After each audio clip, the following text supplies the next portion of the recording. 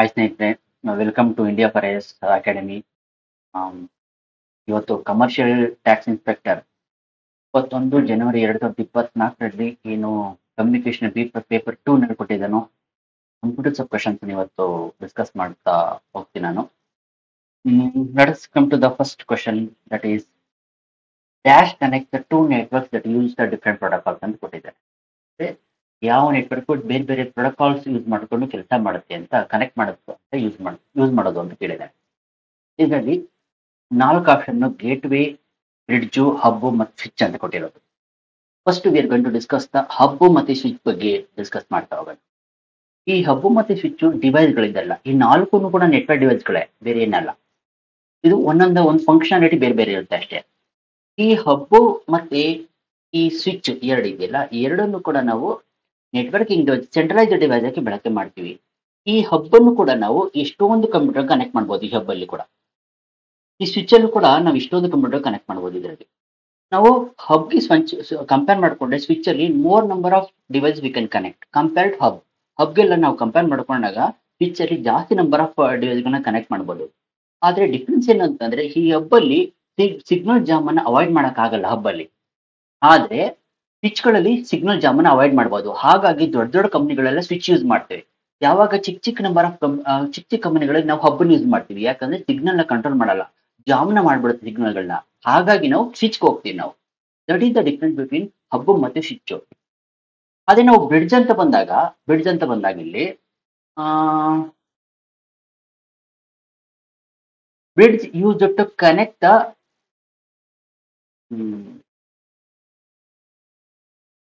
let us come to the first question, that is dash connect the two networks that use the different protocols ಅಂತ ಕೊಟ್ಟಿದ್ದಾನೆ. ಅಂದ್ರೆ ಮೊದಲು ನಾವು protocols ಅಂದ್ರೆ ಏನು ಅಂತ ಡಿಸ್ಕಸ್ ಮಾಡೋಣ. ಪ್ರೋಟೋಕಾಲ್ಸ್ ಅಂದ್ರೆ ಸೆಟ್ ಆಫ್ ರೂಲ್ಸ್ ಅನ್ನ ನಾವು ಪ್ರೋಟೋಕಾಲ್ಸ್ ಅಂತ ಕರಿತೀವಿ. ಅಂದ್ರೆ ನಿಯಮಗಳ ಗುಂಪನ್ನ ನಾವು ಪ್ರೋಟೋಕಾಲ್ಸ್ ಅಂತ ಕರೆಯೋದಿಲ್ಲ. ಈ ಪ್ರೋಟೋಕಾಲ್ಸ್ ಯೂಸ್ ಮಾಡ್ಕೊಂಡು ಯಾವುದೇ ಒಂದು ನೆಟ್ವರ್ಕ್ ಅಲ್ಲಿ ಒಂದು ಡೇಟಾ ಒಂದು ಕಂಪ್ಯೂಟರ್ ಇಂದ ಇನ್ನೊಂದು ಕಂಪ್ಯೂಟರ್ಗೆ ಡೇಟಾ ಹೋಗ್ಬೇಕು ಅಂದಾಗ ಎಲ್ಲದಕ್ಕೂ ಅದರದೇ ಆದಂತ ರೂಲ್ಸ್ ರೆಗ್ಯುಲೇಷನ್ಸ್ ಅಂತ ಇರ್ತವೆ. ಆ ರೂಲ್ಸ್ ರೆಗ್ಯುಲೇಷನ್ಸ್ ಅನ್ನ ನಾವು ಪ್ರೋಟೋಕಾಲ್ಸ್ ಅಂತ ಕರೆಯೋದಿಲ್ಲ. 4 ಆಪ್ಷನ್ ಕೊಟ್ಟಿದ್ದಾರೆ ಇಲ್ಲಿ: ಗೇಟ್ ವೇ, ಬ್ರಿಡ್ಜು, ಹಬ್ಬು ಮತ್ತು ಸ್ವಿಚ್ ಅಂತ. First we are going to discuss the difference between hub ಮತ್ತೆ ಸ್ವಿಚ್ ಬಗ್ಗೆ ನಾವು ಡಿಸ್ಕಸ್ ಮಾಡೋಣ ಫಸ್ಟ್. ಆಮೇಲೆ ಗೇಟ್ ವೇ ಮತ್ತೆ ಬ್ರಿಡ್ಜ್ ಬರೋಣ. ಹಬ್ ಅಂತ ಅಂದ್ರೆ ಇವೆರಡು, ಹಬ್ಬು ಮತ್ತು ಸ್ವಿಚ್ ಅನ್ನ ಸೆಂಟ್ರಲೈಸ್ಡ್ ಡಿವೈಸ್ ಆಗಿ ಯೂಸ್ ಮಾಡ್ತೀವಿ ನೆಟ್ವರ್ಕಿಂಗ್ ಅಲ್ಲಿ. ಸೆಂಟ್ರಲೈಸ್ಡ್ ಡಿವೈಸ್ ಆಗಿ ನಾವು ಬಳಕೆಯನ್ನ ಮಾಡ್ತೀವಿ ಇದನ್ನ. ಅಂದ್ರೆ ಈ ಹಬ್ಗೆ ಕಂಪೇರ್ ಮಾಡ್ಕೊಂಡಾಗ ಸ್ವಿಚ್ ಅಲ್ಲಿ ಜಾಸ್ತಿ ನಂಬರ್ ಆಫ್ ಡಿವೈಸ್ ಗಳನ್ನ ಕನೆಕ್ಟ್ ಮಾಡಬಹುದು ನಾವು. ಹಬ್ಬಲ್ಲಿ ಏನ್ ಮಾಡಿದ್ರೆ ಅಂದ್ರೆ ಸ್ಮಾಲ್, ಅಂದ್ರೆ ಫ್ಯೂ ನಂಬರ್ ಆಫ್ ಕಂಪ್ಯೂಟರ್ ನಾವು ಕನೆಕ್ಟ್ ಮಾಡಬಹುದು ಹಬ್ಬಲ್ಲಿ. ಕಂಪೇರ್ ಟು ಹಬ್, ಸ್ವಿಚ್ ಅಲ್ಲಿ ಜಾಸ್ತಿ ನಂಬರ್ ಆಫ್ ಡಿವೈಸ್ ಗಳನ್ನ ಕನೆಕ್ಟ್ ಮಾಡಬಹುದು ಸ್ವಿಚ್ ಗಳಲ್ಲಿ. ಈ ಹಬ್ಬಲ್ಲಿ ಏನ್ ಡಿಫ್ರೆನ್ಸ್ ಪ್ರಾಬ್ಲಮ್ ಏನಂತಂದ್ರೆ, hub is a device it cannot handle signal handle ಮಾಡಕ್ಕಾಗಲ್ಲ, ಕಂಟ್ರೋಲ್ ಮಾಡಲ್ಲ. ಇದು ಟ್ರಾಫಿಕ್ ಜಾಮ್ ನ ಜಾಸ್ತಿ ಮಾಡುತ್ತೆ ಇದು ಹಬ್ಬಲ್ಲಿ. ಆದ್ರೆ ಸ್ವಿಚ್ ಅಲ್ಲಿ ಹಂಗಲ್ಲ, ಪ್ರತಿಯೊಂದು ಯಾವ್ಯಾವ ಡೇಟಾ ಎಲ್ಲಿಂದ ಬರ್ತಾ ಇದೆ, ಎಲ್ಲಿಗೆ ಹೋಗ್ಬೇಕು ಅಂದ್ರೆ ಪ್ರತಿಯೊಂದು ಚೆಕ್ ಮಾಡಿ ಕಳಿಸುತ್ತೆ. ಹಾಗಾಗಿ that is the advantages with switch. Switch ಗಳಲ್ಲಿ ನಾವು ಕಂಪೇರ್ ಮಾಡ್ಕೊಂಡು ಹಬ್ಗೆ ಅಡ್ವಾಂಟೇಜಸ್ ಇದೆ. ಟ್ರಾಫಿಕ್ ಸಿಗ್ನಲ್ ಗಳನ್ನ ಜಾಮ್ ಮಾಡೋದಿಲ್ಲ ಸ್ವಿಚ್ ಗಳಲ್ಲಿ, ತುಂಬಾ ಕಡಿಮೆ ಇದರಲ್ಲಿ. ಹಬ್ಬಲ್ಲಿ ಜಾಸ್ತಿ ಮಾಡುತ್ತೆ ಟ್ರಾಫಿಕ್ ಜಾಮ್ ಅನ್ನ. ಸೊ ಹಾಗಾಗಿ ಹಬ್ ನ ಜಾಸ್ತಿ ನಾವು ಯೂಸ್ ಮಾಡಲ್ಲ, ಚಿಕ್ಕ ಚಿಕ್ಕ ಕಂಪನಿಗಳಲ್ಲಿ ಬಳಕೆ ಮಾಡ್ತೀವಿ. ಸ್ವಿಚ್ ಗಳನ್ನ ದೊಡ್ಡ ದೊಡ್ಡ ಕಂಪನಿಗಳಲ್ಲಿ ನಾವು ಸ್ವಿಚ್ ಗಳನ್ನ ಬಳಕೆ ಮಾಡ್ತೀವಿ. ಏನಕ್ಕಂದ್ರೆ ಟ್ರಾಫಿಕ್ ಜಾಮ್ ಅನ್ನ ಅದು ಕಂಟ್ರೋಲ್ ಮಾಡುತ್ತೆ ಇದು. ಅದೇ ಬ್ರಿಡ್ಜ್ ಅಂತ ಬಂದಾಗ, ಈ ಬ್ರಿಡ್ಜ್ ಅಂದ್ರೆ ಪ್ರೋಟೋಕಾಲ್ಸ್ ಅಂತ ಹೇಳಿದೆ, ರೂಲ್ಸ್ ಅಂತ ಹೇಳಿದೆ. ಫಾರ್ ಎಕ್ಸಾಂಪಲ್, ಇವಾಗ ಇಲ್ಲಿ ಏರ್ಟೆಲ್ ಅನ್ನೋ ಒಂದು ನೆಟ್ವರ್ಕ್ ಯೂಸ್ ಮಾಡ್ತಾ ಇದ್ದೀನಿ. ಇಲ್ಲೂ ಕೂಡ ಏರ್ಟೆಲ್ ಅಂತ ಯೂಸ್ ಮಾಡ್ತೀನಿ. ಇಲ್ಲಿ ಏರ್ಟೆಲ್ ಈ ಆರ್ಕಿಟೆಕ್ಚರು, ಏನು ಆರ್ಕಿಟೆಕ್ಚರು, ಇನ್ನೊಂದು ಆರ್ಕಿಟೆಕ್ಚರ್ ಎರಡು ಸೇಮ್ ಇದೆ. ಯಾವಾದ ನೆಟ್ವರ್ಕ್ ಗಳಲ್ಲಿ ಎರಡು ಆರ್ಕಿಟೆಕ್ಚರ್ಗಳು ಸೇಮ್ ಇರುತ್ತೋ ಅವಾಗ ಮಾತ್ರ ನಮ್ಮ ಬ್ರಿಡ್ಜ್ ಅನ್ನು ಯೂಸ್ ಮಾಡೋದು. ನಾನು ಏನ್ ಕಳಿಸ್ತಾ ಇದ್ದೀನಿ, ಇಲ್ಲಿಗೆ ಎ ಇಂದ ನಾನು ಇನ್ನೊಂದು ಎಗೆ ಕಳಿಸ್ತಾ ಇದ್ದೀನಿ, ಎ ಇಂದ ಎವಾಗ ಕಳಿಸ್ತೀನಿ. ಕಳಿಸ್ಬೇಕಾದ್ರೆ ಡೇಟಾ ಎರಡು ಮ್ಯಾಚ್ ಆಗ್ಬೇಕು, ಇವೆರಡು ಆರ್ಕಿಟೆಕ್ಚರ್ ಸೇಮ್ ಇರಬೇಕು. ಯಾವಾಗ ಎರಡು ನೆಟ್ವರ್ಕ್ ಗಳಲ್ಲಿ ಎರಡು ಆರ್ಕಿಟೆಕ್ಚರ್ ಸೇಮ್ ಇರುತ್ತೋ ಅವಾಗ ನಾವು ಬ್ರಿಡ್ಜ್ ಅನ್ನು ಯೂಸ್ ಮಾಡ್ತೀವಿ. ಅವಾಗ ನಾವು ಬ್ರಿಡ್ಜ್ ಅನ್ನ ಬಳಕೆಯನ್ನ ಮಾಡ್ತೀವಿ. ಇಲ್ಲಿ ನೋಡಿ, ಫಾರ್ ಎಕ್ಸಾಂಪಲ್ ನೆಟ್ವರ್ಕ್ 1 ಅಂತ ಇದೆ, ನೆಟ್ವರ್ಕ್ 2 ಅಂತ ಇದೆ. ಈ ನೆಟ್ವರ್ಕ್ 1 ಇಂದ ಡೇಟಾ ನಾನು ನೆಟ್ವರ್ಕ್ 2 ಗೆ ಸೆಂಡ್ ಮಾಡಬೇಕು ಅಂದಾಗ ಈ ಆರ್ಕಿಟೆಕ್ಚರ್ಗಳು ಸೇಮ್ ಇರಬೇಕಾಗುತ್ತೆ. ನಾನು ಏನ್ ಸೆಂಡ್ ಮಾಡ್ತೀನಿ ಇದಕ್ಕೆ ಅರ್ಥ ಆಗ್ಬೇಕು, ಇದೇನ್ ಸೆಂಡ್ ಮಾಡೋದು ಇದಕ್ಕೂ ಅರ್ಥ ಆಗ್ಬೇಕು. N1 ಇಂದ N2 ಗೆ ಅರ್ಥ ಆಗ್ಬೇಕು, N2 ಇಂದ N1 ಗೆ ಅರ್ಥ ಆಗ್ಬೇಕು. ಹಾಗಾಗಿ ನಾವೇನ್ ಮಾಡ್ತೀವಿ, ಯಾವಾಗ ಎರಡು ಆರ್ಕಿಟೆಕ್ಚರ್ಗೂ ಪ್ರೋಟೋಕಾಲ್ಸ್ಗಳು ಸೇಮ್ ಇರುತ್ತೋ ಅವಾಗ ಬ್ರಿಡ್ಜ್ ಯೂಸ್ ಮಾಡ್ತೀವಿ. ಇಲ್ಲಿ ನಾವು ಬ್ರಿಡ್ಜ್ ಅಂತ ಯೂಸ್ ಮಾಡ್ತೀವಿ. ಇಲ್ಲಿ ಬ್ರಿಡ್ಜ್ ಅಂತ ಯೂಸ್ ಮಾಡ್ತೀವಿ. ಯಾವಾಗ ಅಂದ್ರೆ ಈ ಪ್ರೋಟೋಕಾಲು ಮತ್ತೆ ಈ ಪ್ರೋಟೋಕಾಲು ಸೇಮ್ ಇರಬೇಕು. ಯಾವಾಗ ಎರಡು ಪ್ರೋಟೋಕಾಲ್ ಸೇಮ್ ಇರುತ್ತೋ ಆ ಒಂದು ಸಮಯ ಸಂದರ್ಭಗಳಲ್ಲಿ ನಾವು ಬ್ರಿಡ್ಜ್ ಅನ್ನ ಬಳಕೆನ ಮಾಡೋದು. ಹಾಗಾದ್ರೆ ಗೇಟ್ವೇ ಏನ್ ಬಳಕೆ ಮಾಡ್ತೀವಿ ಅಂತಂದ್ರೆ ಗೇಟ್ವೇಗಳನ್ನ, ಫಾರ್ ಎಕ್ಸಾಂಪಲ್ ಇಲ್ಲೊಂದು ನೆಟ್ವರ್ಕ್ ಇದೆ, ಇಲ್ಲಿ ನೆಟ್ವರ್ಕ್ 2 ಇದೆ, ಎರಡು ನೆಟ್ವರ್ಕ್ ಯೂಸ್ ಮಾಡ್ತಾ ಇದ್ದೀನಿ. ಇದು ಏನು ಹೇಳ್ತಾ ಇಲ್ಲಿ ಕಳಿಸ್ತಾ ಇದ್ರು ಡೇಟಾ ಇದಕ್ಕೆ ಅರ್ಥ ಆಗ್ತಾ ಇಲ್ಲ, N2 ಕಳಿಸ್ತಾ ಇರೋದು ಅಂತ ಡೇಟಾ N1 ಗೆ ಅರ್ಥ ಆಗ್ತಾ ಇಲ್ಲ. ಅವಾಗ ಏನ್ ಮಾಡ್ತೀವಿ ಅಂದ್ರೆ we have A device that is called gateway ಅನ್ನೋ ಡಿವೈಸ್ ನ ಯೂಸ್ ಮಾಡ್ತೀವಿ. ಇಲ್ಲಿ ಗೇಟ್ವೇನ ಎರಡು ಮಧ್ಯೆ ನಾವು ಕನೆಕ್ಟ್ ಮಾಡ್ತೀವಿ. ನಾವು ಈ ಗೇಟ್ವೇ ಏನ್ ಮಾಡುತ್ತೆ ಅಂದ್ರೆ ಇದು N1 ಅನ್ನೋ ಏನ್ ಕಳಿಸುತ್ತೆ ಡೇಟಾನ N2 ಗೆ ಟ್ರಾನ್ಸ್ಲೇಟ್ ಮಾಡುತ್ತೆ. N2 ಏನ್ ರಿಪ್ಲೈ ಮಾಡುತ್ತೆ ಅದಕ್ಕೆ N1 ಗೆ ಟ್ರಾನ್ಸ್ಲೇಟ್ ಮಾಡುತ್ತೆ. ಫಾರ್ ಎಕ್ಸಾಂಪಲ್ ಇಲ್ಲಿ ಏರ್ಟೆಲ್ ಇದೆ, ಇದು ರಿಲಯನ್ಸ್ ಇದೆ, ರಿಲಯನ್ಸ್ ಇದೆ. ಏರ್ಟೆಲ್ ಇದು ರಿಲಯನ್ಸ್ ಅರ್ಥ ಆಗಲ್ಲ, ರಿಲಯನ್ಸ್ ಅನ್ನೋದು ಏರ್ಟೆಲ್ ಅರ್ಥ ಆಗಲ್ಲ. ಹಾಗಾಗಿ ನಾವೇನ್ ಮಾಡ್ತೀವಿ, ಏರ್ಟೆಲ್ ಆರ್ಕಿಟೆಕ್ಚರು ರಿಲಯನ್ಸ್ ಆರ್ಕಿಟೆಕ್ಚರು ಬೇರೆ ಬೇರೆ ಇದೆ. ಯಾವಾಗ ಆರ್ಕಿಟೆಕ್ಚರ್ಗಳು ಬೇರೆ ಬೇರೆ ಇರುತ್ತೋ ಅವಾಗ ನಾವು ಗೇಟ್ವೇಗಳನ್ನ ಯೂಸ್ ಮಾಡ್ತೀವಿ. ಈ ಪ್ರೋಟೋಕಾಲೇ ಬೇರೆ, ಈ ಪ್ರೋಟೋಕಾಲ್ ಬೇರೆ. ಯಾವಾಗ ಡಿಫ್ರೆಂಟ್ ಪ್ರೋಟೋಕಾಲ್ಸ್ ಇರುತ್ತೋ ಅವಾಗ ನಾವು ಗೇಟ್ವೇನ ಬಳಕೆ ಮಾಡ್ತೀವಿ. ನಮ್ಮ ಕ್ವಶನ್ ಕೋಡ್ ಕೇಳೋದೇನು, dash connected to network that uses different protocols ಅಂದ್ರೆ ನಾವು ಗೇಟ್ವೇ ಇಸ್ ದ ಆನ್ಸರ್ ಅಂತ ಹೇಳ್ತೀವಿ. ಆನ್ಸರ್ ಗೇಟ್ವೇ ಅನ್ನೋದು ಬೇರೆ ಬೇರೆ ಪ್ರೋಟೋಕಾಲ್ಗಳು, ರೂಲ್ಸ್ಗಳು ಬೇರೆ ಬೇರೆ ಇದ್ದಾಗ ಮಾತ್ರ ನಾವು ಗೇಟ್ವೇಗಳನ್ನ ಬಳಕೆ ಮಾಡೋದು. Next, that is the first question. Let us move to the next question that is called as the person on the internet who gains unauthorized access and destroy vital information ಅಂತ ಹೇಳ್ತಾ ಇದ್ದಾರೆ. ಅಂದ್ರೆ ಏನು, ಯಾವ ಪರ್ಸನ್ ಮೂರನೇ ವ್ಯಕ್ತಿ ಬಂದ್ಬಿಟ್ಟು important information ನ ಡೆಸ್ಟ್ರಾಯ್ ಮಾಡೋದನ್ನ ಯಾರು ಮಾಡ್ತಾರೆ, ಅದ್ರ ಡೆಸ್ಟ್ರಾಯ್ ಯಾರು ಮಾಡ್ತಾರೆ ಅಂತ ಕ್ವಶನ್ ಕೇಳ್ತಾ ಇದ್ದಾರೆ. ಇಂಟರ್ನೆಟ್ ಅಲ್ಲಿ ಅನ್ಆಥರೈಸ್ಡ್ ಆಕ್ಸೆಸ್ ಅಂದ್ರೆ ಮೂರನೇ ವ್ಯಕ್ತಿ ಬಂದು ಇಂಪಾರ್ಟೆಂಟ್ ಇನ್ಫಾರ್ಮೇಶನ್ ನ ಡಿಲೀಟ್ ಮಾಡೋದಲ್ಲ, ಅವರನ್ನ ಆ ವ್ಯಕ್ತಿನ ಏನಂತ ಕರಿತೀವಿ ಅಂತ ಕ್ವಶನ್ ಕೇಳಿದ್ದಾನೆ ಇಲ್ಲಿ. ಅಂದ್ರೆ first one option data administrator, software engineer, ಮತ್ತೆ ಕ್ರ್ಯಾಕರ್ ಅಂಡ್ ಹ್ಯಾಕರ್ ಅಂತ ಕೇಳಿದ್ದಾರೆ, ಮತ್ತೆ ಪ್ರೋಗ್ರಾಮ್ ಅಂತ ಕೇಳಿದ್ದಾರೆ. ನಾವು ಇವಾಗ ಸಾಫ್ಟ್ವೇರ್ ಇಂಜಿನಿಯರ್ ಮತ್ತೆ ಪ್ರೋಗ್ರಾಮರ್ ಬಗ್ಗೆ ಡಿಸ್ಕಸ್ ಮಾಡೋಣ. ಇವಿಬ್ರು ಏನ್ ಮಾಡ್ತಾರೆ ಅಂದ್ರೆ ಒಂದು ಸಾಫ್ಟ್ವೇರ್ ಗಳನ್ನ ಡೆವಲಪ್ ಮಾಡೋಕ್ಕೋಸ್ಕರ, ಅಂದ್ರೆ ಒಂದು ಪ್ರೋಗ್ರಾಮ್ ನ ಯೂಸ್ ಮಾಡ್ಕೊಂಡು, ಸಿ ಪ್ರೋಗ್ರಾಮ್ ಆಗಿರ್ಬೋದು, C++ ಆಗಿರ್ಬೋದು, ಜಾವಾ ಆಗಿರ್ಬೋದು, ಯಾವುದೇ ಒಂದು ಪ್ರೋಗ್ರಾಮಿಂಗ್ ಲ್ಯಾಂಗ್ವೇಜ್ ಗಳನ್ನ ಯೂಸ್ ಮಾಡಿಕೊಂಡು ಡೆವಲಪ್ ಮಾಡೋದು ಸಾಫ್ಟ್ವೇರ್ ನ, ಅವ್ರನ್ನ ನಾವು ಸಾಫ್ಟ್ವೇರ್ ಡೆವಲಪರ್ಸ್, ಪ್ರೋಗ್ರಾಮರ್ಸ್ ಅಂತ ಕರೆಯೋದು. ಈ ಪ್ರೋಗ್ರಾಮರ್ ಕೆಲಸ ಏನು ಅಂದ್ರೆ only there going to develop the software. ಈ ಸಾಫ್ಟ್ವೇರ್ ಡೆವಲಪರ್ ಡಿಸೈನ್ ಡೆವಲಪಿಂಗ್ ಎಲ್ಲ ಎರಡರಲ್ಲೂ ಇನ್ವಾಲ್ವ್ ಆಗ್ತಾರೆ.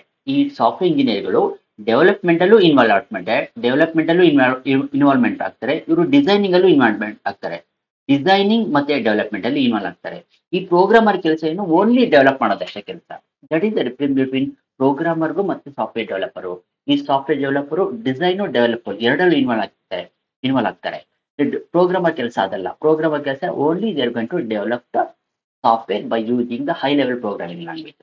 ಯಾವ್ದಾದ್ರು ಒಂದು ಹೈ ಲೆವೆಲ್ ಪ್ರೋಗ್ರಾಮ್ ಯೂಸ್ ಮಾಡಿಕೊಂಡು ಸಾಫ್ಟ್ವೇರ್ ನ ಡೆವಲಪ್ ಮಾಡೋದು ಅಷ್ಟೇ ಕೆಲಸ. ಇಲ್ಲಿ ಡೇಟಾ ಅಡ್ಮಿನಿಸ್ಟ್ರೇಟರ್ ಅಂತ ಕೊಟ್ಟಿದ್ದಾರೆ, ಇನ್ನೊಂದು ಡೇಟಾ ಅಡ್ಮಿನಿಸ್ಟ್ರೇಟರ್ ಅಂತ.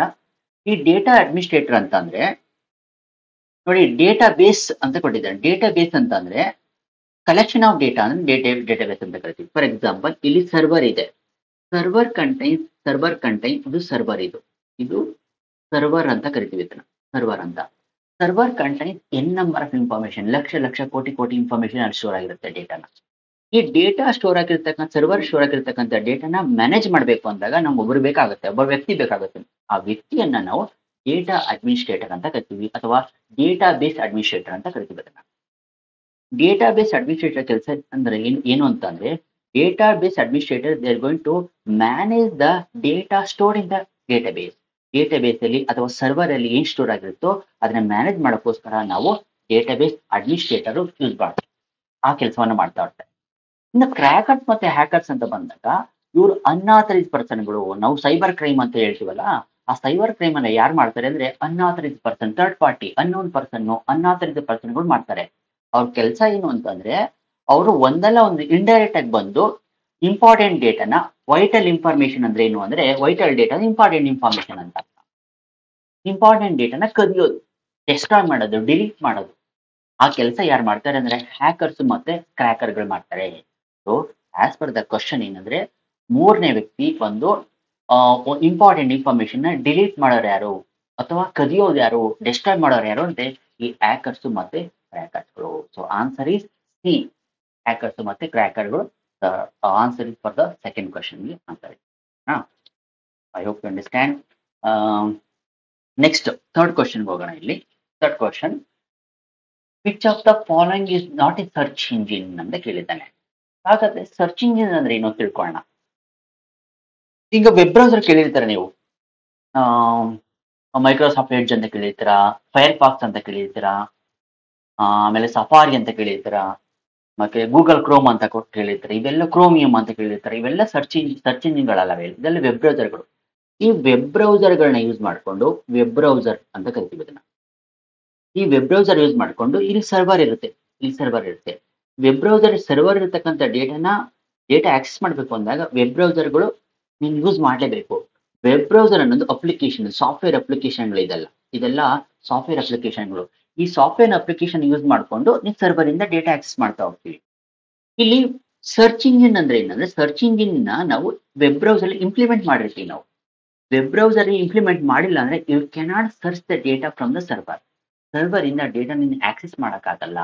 ಹಾಗಾಗಿ ನಾವು ಸರ್ಚ್ ಇಂಜಿನ್ಗಳನ್ನ ವೆಬ್ ಬ್ರೌಸರ್ ಒಳಗಡೆ ಇಂಪ್ಲಿಮೆಂಟ್ ಮಾಡಿರ್ತೀವಿ, ಸೇರಿಸಿರ್ತೀವಿ, ನಾವು ಇಂಪ್ಲಿಮೆಂಟ್ ಮಾಡಿರ್ತೀವಿ.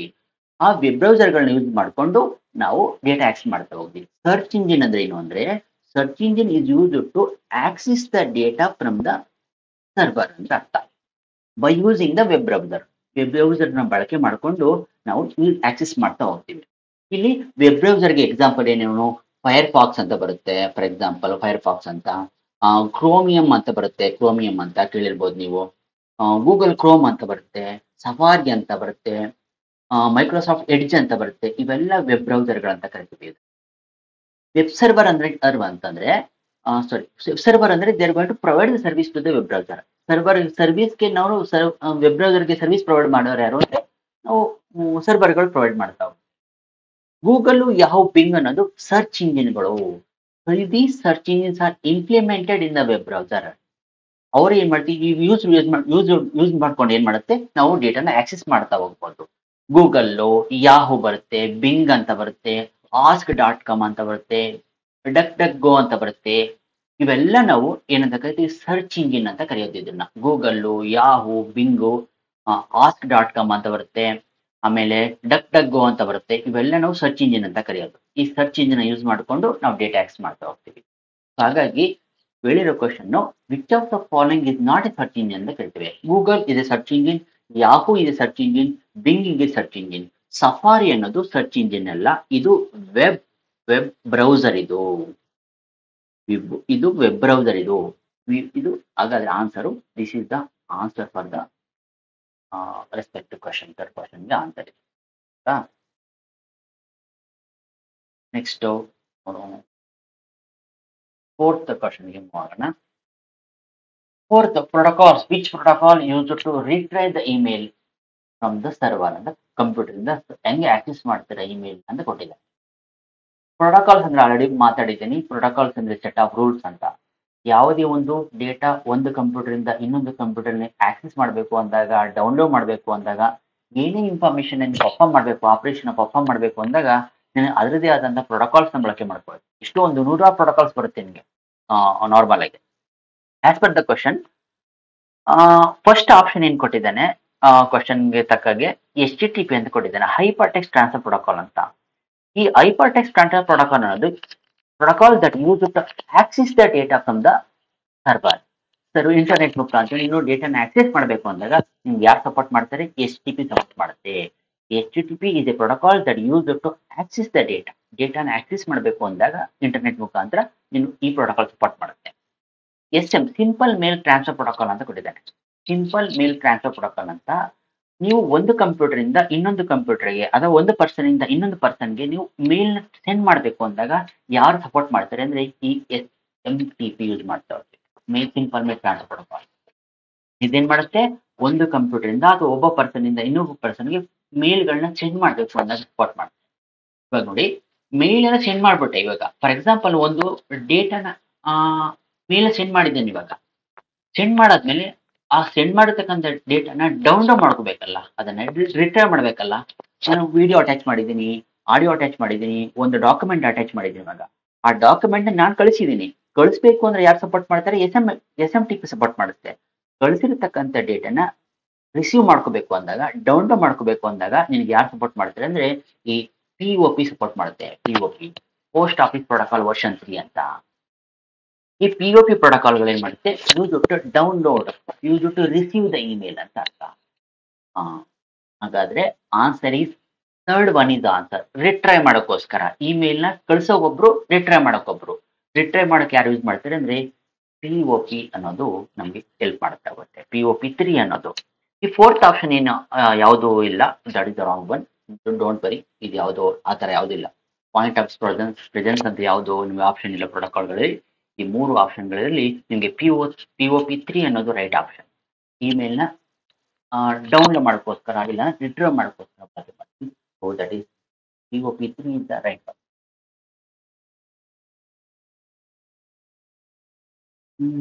Next, MPEG is a type of dash format ಅಂತ ಕೇಳಿದ್ದಾನೆ. MPEG ಅಂತ ಅಂದ್ರೆ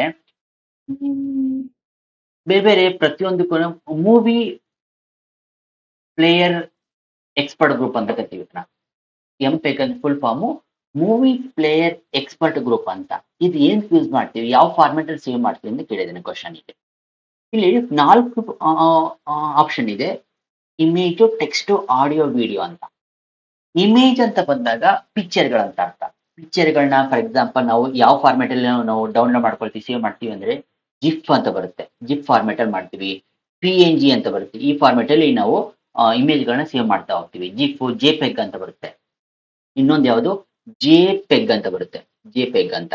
ಈ ಯಾವ್ದಾದ್ರು ಒಂದು ಫಾರ್ಮ್ಯಾಟ್ ಅನ್ನು ಯೂಸ್ ಮಾಡ್ಕೊಂಡು ಇಮೇಜ್ ಅನ್ನ ಸೇವ್ ಮಾಡ್ತಾ ಹೋಗ್ತೀವಿ ನಾವು. ಇಮೇಜ್ ಒಳಗಿರೋದು ಈ ಫಾರ್ಮ್ಯಾಟ್ ಅಲ್ಲಿ ಯಾವತ್ತು. ಅದೇ ಟೆಕ್ಸ್ಟ್ ಆಪ್ಷನ್ಸ್ ಬಂದಾಗ ನಾವು ಕೇಳಿರ್ಬೋದು .txt ಅಂತ ಬರುತ್ತೆ. .txt ಈ ಫಾರ್ಮ್ಯಾಟ್ ಅಲ್ಲಿ ಸೇವ್ ಮಾಡ್ತಾ ಹೋಗ್ತೀವಿ. ಇಲ್ಲಾಂದ್ರೆ RFT ಅಂತ ಬರುತ್ತೆ.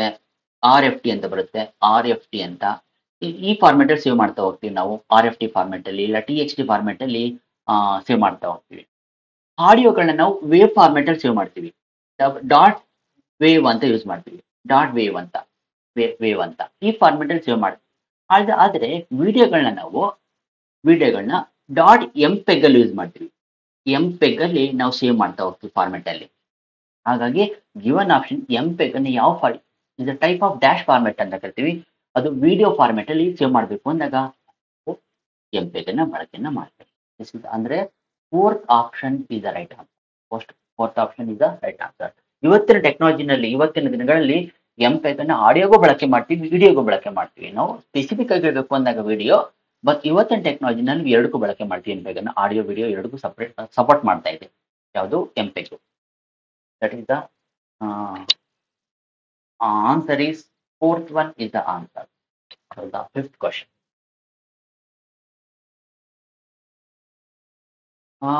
Which computer scientist discover the phishing ಅಂತ ಟರ್ಮ್ ಅಂತ ಹೇಳಿದ್ರೆ. ಹಾಗಾದ್ರೆ ಫಿಶಿಂಗ್ ಅಂದ್ರೆ ಏನು ಅಂತಂದ್ರೆ ಆಕ್ಸೆಸಿಂಗ್ ದ ಪರ್ಸನಲ್ ಇನ್ಫಾರ್ಮೇಶನ್. ಅದೊಂದು ಮೆಥಡ್. ಅದು ಸೈಬರ್ ಕ್ರೈಮ್ ಎಲ್ಲ ಬಳಕೆ ಮಾಡ್ತಾರೆ ಇದನ್ನ. ಈ ಮೆಥಡ್ ಅನ್ನು ಯೂಸ್ ಮಾಡ್ಕೊಂಡು ಒಬ್ಬ ಪರ್ಸನ್ ಇನ್ಫಾರ್ಮೇಶನ್ ನ, ವೈಟಲ್ ಇನ್ಫಾರ್ಮೇಶನ್, ಪರ್ಸನಲ್ ಇನ್ಫಾರ್ಮೇಶನ್ ನ ಕದಿಯೋದು. ಅಂದ್ರೆ ಫಾರ್ ಎಕ್ಸಾಂಪಲ್ ಇವಾಗ ಒಂದು ಲಿಂಕ್ ಕಳ್ಸಿಕೊಡ್ತಾರೆ ನಿಮ್ಮ ಮೊಬೈಲ್ಗೆ. ಒಂದು ಲಿಂಕ್ ಕಳಿಸ್ಬಿಟ್ಟು ಈ ಒಂದು ವೆಬ್ಸೈಟ್ಗೆ ಲಾಗಿನ್ ಆಗಿ ನೀವು ಲಾಗಿನ್ ಆದ್ರೆ ನಿಮಗೆ ಯಾವುದೋ ಒಂದು ಯಾವುದೋ ಒಂದು ಪ್ರೈಸ್ ಕೊಡ್ತೀವಿ, ಏನೋ ಒಂದು ಇನ್ಫಾರ್ಮೇಶನ್ ನ ಕಳ್ಸಿಕೊಡ್ತಾರೆ. ಲಿಂಕ್ ಅನ್ನ ಪ್ರೈಸ್ ಕೊಡ್ತೀವಿ ಅಂತ ಏನೋ ಒಂದು ಇನ್ಫಾರ್ಮೇಶನ್ ನಿಮಗೆ ಲಿಂಕ್ ಅಲ್ಲಿ ಇರುತ್ತೆ. ನಾವೇನ್ ಮಾಡ್ತೀವಿ, ಆ ಲಿಂಕ್ ನ ಕ್ಲಿಕ್ ಮಾಡಿ ಲಾಗಿನ್ ಆಗ್ತೀವಿ. ಲಾಗಿನ್ ಆಗ್ಬೇಕಾದ್ರೆ ನೀವೇನ್ ಮಾಡ್ತೀರಾ, ಪರ್ಸನಲ್ ಇನ್ಫಾರ್ಮೇಶನ್ ಕೊಡ್ತೀರಾ. ಅಂದ್ರೆ ಯೂಸರ್ ID ಎಂಟ್ರಿ ಮಾಡ್ತೀರಾ, ಮತ್ತೆ ಪಾಸ್ವರ್ಡ್ ಎಂಟ್ರಿ ಮಾಡ್ತೀರಾ. ನೀವು ಪಾಸ್ವರ್ಡ್ ಮತ್ತೆ ಯೂಸರ್ ಎಂಟ್ರಿ ಮಾಡ್ಬೇಕಾದ್ರೆ ಅದನ್ನ ಕದಿಯೋದು. ಆ ಮೆಥಡ್ ನಾವು ಫಿಶಿಂಗ್ ಅಂತ ಕರಿತೀವಿ. ಅದನ್ನ ಹೈಜಾಕ್ ಮಾಡೋದು. ನಿಮ್ಮನ್ನ ಯಾವುದನ್ನ ವೆಬ್ಸೈಟ್ ಅನ್ನ ಹೈಜಾಕ್ ಮಾಡಿ ನೀವೇನ್ ಎಂಟ್ರಿ ಮಾಡ್ತೀರಾ ಪಾಸ್ವರ್ಡ್ ಮತ್ತೆ ಯೂಸರ್ ID-ನ ಅದನ್ನ ಕದ್ಬಿಟ್ಟು ನಿಮ್ಮ ಇನ್ಫಾರ್ಮೇಶನ್ ಕದಿಯೋದನ್ನ ನಾವು ಫಿಶಿಂಗ್ ಅಂತ ಕರೆಯೋದಿದ್ದೀನಿ. ಇಲ್ಲಿ 4 ಆಪ್ಷನ್ ಕೊಟ್ಟಿದ್ದೇನೆ. ಜಾನ್ ಹಾಪ್ಕಿನ್ಸ್ ಅನ್ನೋನು ಎಜುಕೇಶನಿಸ್ಟ್, ಅಮೆರಿಕಾದ educationist. That is not answer. Charles Babbage ಬಗ್ಗೆ ಗೊತ್ತು ನಿಮಗೆ. ಇದು ಫಾದರ್ ಆಫ್ ಕಂಪ್ಯೂಟರ್ ಅಂತ ಕರಿತೀವಿ. ಅನಾಲಿಟಿಕಲ್ ಇಂಜಿನ್ ಅಂತ ಇದನ್ನ ಡಿಸೈನ್ ಮಾಡೋದು ಚಾರ್ಲ್ಸ್ ಬ್ಯಾಬೇಜ್. ಹಾಗಾಗಿ ಈತನನ್ನ ನಾವು ಫಾದರ್ ಆಫ್ ಕಂಪ್ಯೂಟರ್ ಸಿಸ್ಟಮ್ ಅಂತ ಕರೆಯೋದು. ನೆಕ್ಸ್ಟ್ ಆಲನ್ ಟ್ಯೂರಿಂಗ್ ಅಂತ ಕೊಟ್ಟಿದ್ದಾರೆ. ಆಲನ್ ಟ್ಯೂರಿಂಗ್ ಅಂದ್ರೆ ಟ್ಯೂರಿಂಗ್ ಮಷಿನ್ ಅಂತ ಒಂದು ಕಂಪ್ಯೂಟರ್ ಬರುತ್ತೆ. ಅದನ್ನ ಕಂಡುಹಿಡಿದಿದ್ದು ಆಲನ್ ಟ್ಯೂರಿಂಗ್, ಡಿಸೈನ್ ಮಾಡಿದ್ದು ಅಂಡ್ ಡೆವಲಪ್ ಮಾಡಿದ್ದು. ಮಿಕ್ಕದ್ರದ್ದು ಯಾವುದು ಕಾನ್ ವಿ ಸ್ಮಿತ್ ಅಂತ ಬರುತ್ತೆ.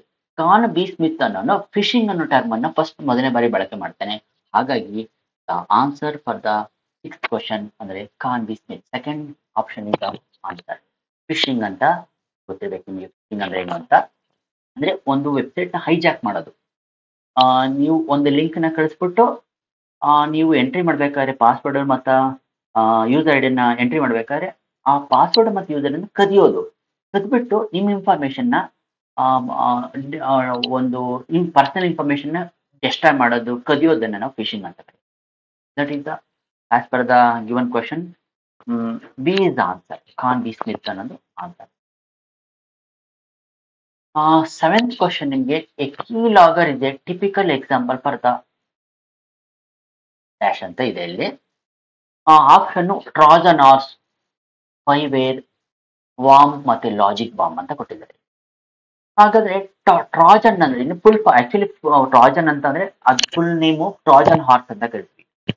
ಈ ಟ್ರಾಜನ್ ಹಾರ್ಸ್ ಅಂದ್ರೆ ಏನು ಅಂತ ಅಂದ್ರೆ, ಟ್ರಾಜನ್ ಹಾರ್ಸ್ ಅಂದ್ರೆ ಏನು ಅಂದ್ರೆ ಅಂದ್ರೆ ನಂಬಿಕೆ ದ್ರೋಹಿ ಅಂತ ಕನ್ನಡಕ್ಕೆ ಕರಿತೀವಿ. ಅಂದ್ರೆ ನಮ್ಮ ಈ ವೈರಸ್ಗಳು, ಇದೆಲ್ಲ ವೈರಸ್ಗಳು ನಿಮ್ಗೆಲ್ಲ ಇದು Trojan horse, spyware, worm, logic bomb ಇದೆಲ್ಲ ವೈರಸ್ಗಳು. This is the form of virus ಅಂತ ಕರಿತೀವಿ. ಬೇರೆ ಬೇರೆ ಆಂಗಲ್ ಅಲ್ಲಿ ಇದು ನಿಮ್ಗೆ ಡೆಸ್ಟ್ರಾಯ್ ಮಾಡ್ತಾ ಹೋಗುತ್ತೆ ಇನ್ಫಾರ್ಮೇಶನ್ ನ.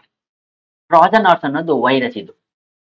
ಈ ವೈರಸ್ ಏನ್ ಮಾಡುತ್ತೆ, ನಮ್ಮ ಜೊತೆನೆ ಇಟ್ಕೊಂಡು, ನಮ್ಮ ಕಂಪ್ಯೂಟರ್ನ ಇಟ್ಕೊಂಡು ನಂಬಿಕೆಯನ್ನ ಗಳಿಸಿ ತದನಂತರ ಅಟ್ಯಾಕ್ ಮಾಡುವಂತ ವೈರಸ್ಗಳನ್ನ ನಾವು ಟ್ರಾಜನ್ ಹಾರ್ಸ್ ಅಂತ ಕರೆಯೋದು. ಟ್ರಾಜನ್ ಹಾರ್ಸ್ ಅಂದ್ರೆ ಲೆಜಿಟಿಮೇಟ್ ಯೂಸರ್ ಅಂತ ಕರೆಯೋದು. ಅಂದ್ರೆ ನಮ್ಮ ಜೊತೆನೆ ಇಟ್ಕೊಂಡು ನಮ್ಮ ಕಂಪ್ಯೂಟರ್ಲೇ ತುಂಬಾ ದಿನಗಳ ಕಾಲ ನಮ್ಮ ಕಂಪ್ಯೂಟರ್ ಒಳಗಡೆ ಇಟ್ಕೊಂಡು ಆಮೇಲೆ ಅಟ್ಯಾಕ್ ಮಾಡೋದು ಡೇಟಾ ಮೇಲೆ. ಕಂಪ್ಯೂಟರ್ ಏನ್ ಸ್ಟೋರ್ ಆಗಿರುತ್ತಲ್ಲ ಡೇಟಾನ, ಆ ಡೇಟಾ ಮೇಲೆ ಅಟ್ಯಾಕ್ ಮಾಡುವಂತದ್ದನ್ನ ನಾವು ಟ್ರೋಜನ್ ಹಾರ್ಸ್ ಅಂತ ಕರೀತೀವಿ. ನಂಬಿಕೆ ದ್ರೋಹಿಗಳು ಅಂತ ಕರಿತೀವಿ ಕನ್ನಡದಲ್ಲಿ ಇದನ್ನ. ನಮ್ ಜೊತೆಲಿ ಇಟ್ಕೊಂಡು ನಮ್ ಡೇಟಾನ ಕದಿಯೋದನ್ನ ನಾವು ಟ್ರಾಜನ್ ಅಂತ ಕರೆಯೋದು. ನೆಕ್ಸ್ಟ್ ವಾರ್ಮ್ ಅಂತ ಬಂದಾಗ, ವಾರ್ಮ್ ಅಂತ ಬಂದ್ರೆ ಇದು ಕೂಡ ವೈರಸ್ ಇದು. ಇದು ಸೆಲ್ಫ್ ರಿಪ್ಲಿಕೇಟಿಂಗ್ ವೈರಸ್ ಅಂತ ಕರಿತೀವಿ. ಇದು ಯಾವಾಗ್ಲೂ ಈ ವಾರ್ಮ್ ಅನ್ನೋದು ಮೆಮೊರಿನಲ್ಲಿ ಸ್ಟೋರ್ ಆಗಿರುವಂತದ್ದು. ಮೆಮೊರಿನಲ್ಲಿ ಕೂತ್ಕೊಂಡಿರುತ್ತೆ ಈ ವಾರ್ಮ್ಗಳೆಲ್ಲ. ಅಂದ್ರೆ ಮೆಮೊರಿನ ಕೂತ್ಕೊಂಡು ಒಂದು ಡೇಟಾ ಎ ಅಂತ ಒಂದು ಡೇಟಾ ಇರುತ್ತೆ. ಎ ಡೇಟಾವನ್ನು ಡೂಪ್ಲಿಕೇಟ್ ಮಾಡೋದು. ಏನದನ್ನ ಡಬಲ್ ಎ ಮಾಡೋದು, ಟ್ರಿಬಲ್ ಎ ಮಾಡೋದು. ಇವಾಗ ಡಬಲ್ ಯಾವ್ದು ಒರಿಜಿನಲ್ ಡೇಟಾ ಅಂದ್ರೆ ಗೊತ್ತಾಗ್ತಾ ಇಲ್ಲ ಇವಾಗ. ಒಂದನ್ನ 2 ಮಾಡುತ್ತೆ, 2ನ್ನ 4 ಮಾಡುತ್ತೆ, 4ನ್ನ 8 ಮಾಡುತ್ತೆ. ಅವಾಗ ನಿಮ್ಗೆ ಡೂಪ್ಲಿಕೇಸಿ ಜಾಸ್ತಿ ಆದಾಗ ನಿಮ್ಗೆ ಒರಿಜಿನಲ್ ಡೇಟಾ ಯಾವುದು ಅಂತ ಕನ್ಫ್ಯೂಸ್ ಆಗುತ್ತೆ. ಆ ತರ ಕನ್ಫ್ಯೂಸ್ ಆಗೋ ತರ ಮಾಡೋರು ಯಾರು ಅಂದ್ರೆ ಈ ವಾಮ್ ಅನ್ನೋ ವೈರಸ್ ಮಾಡ್ತಾ ಹೋಗುತ್ತೆ. So that is the job of warm. Warm ಅದು ವೈರಸ್ ಇದು.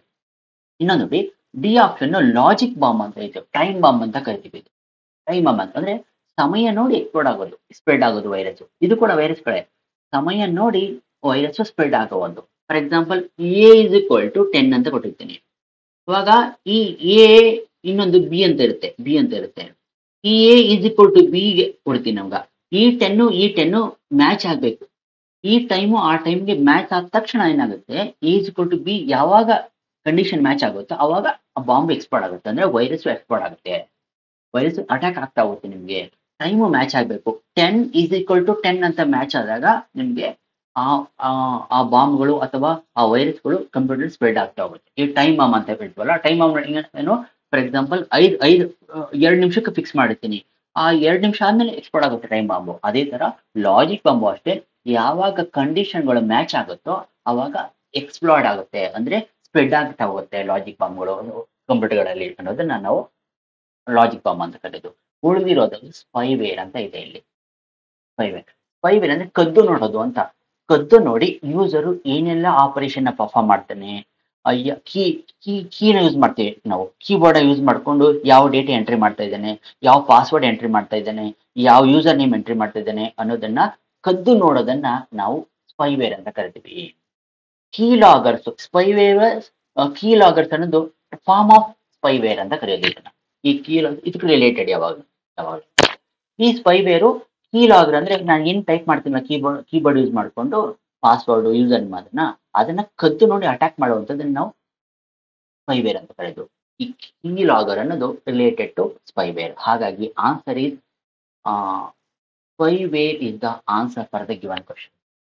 ಆಪ್ಷನ್ ಬಿ ಅನ್ನೋದು ನಿಮ್ಗೆ answer. That is the answer for the spyware is the answer for the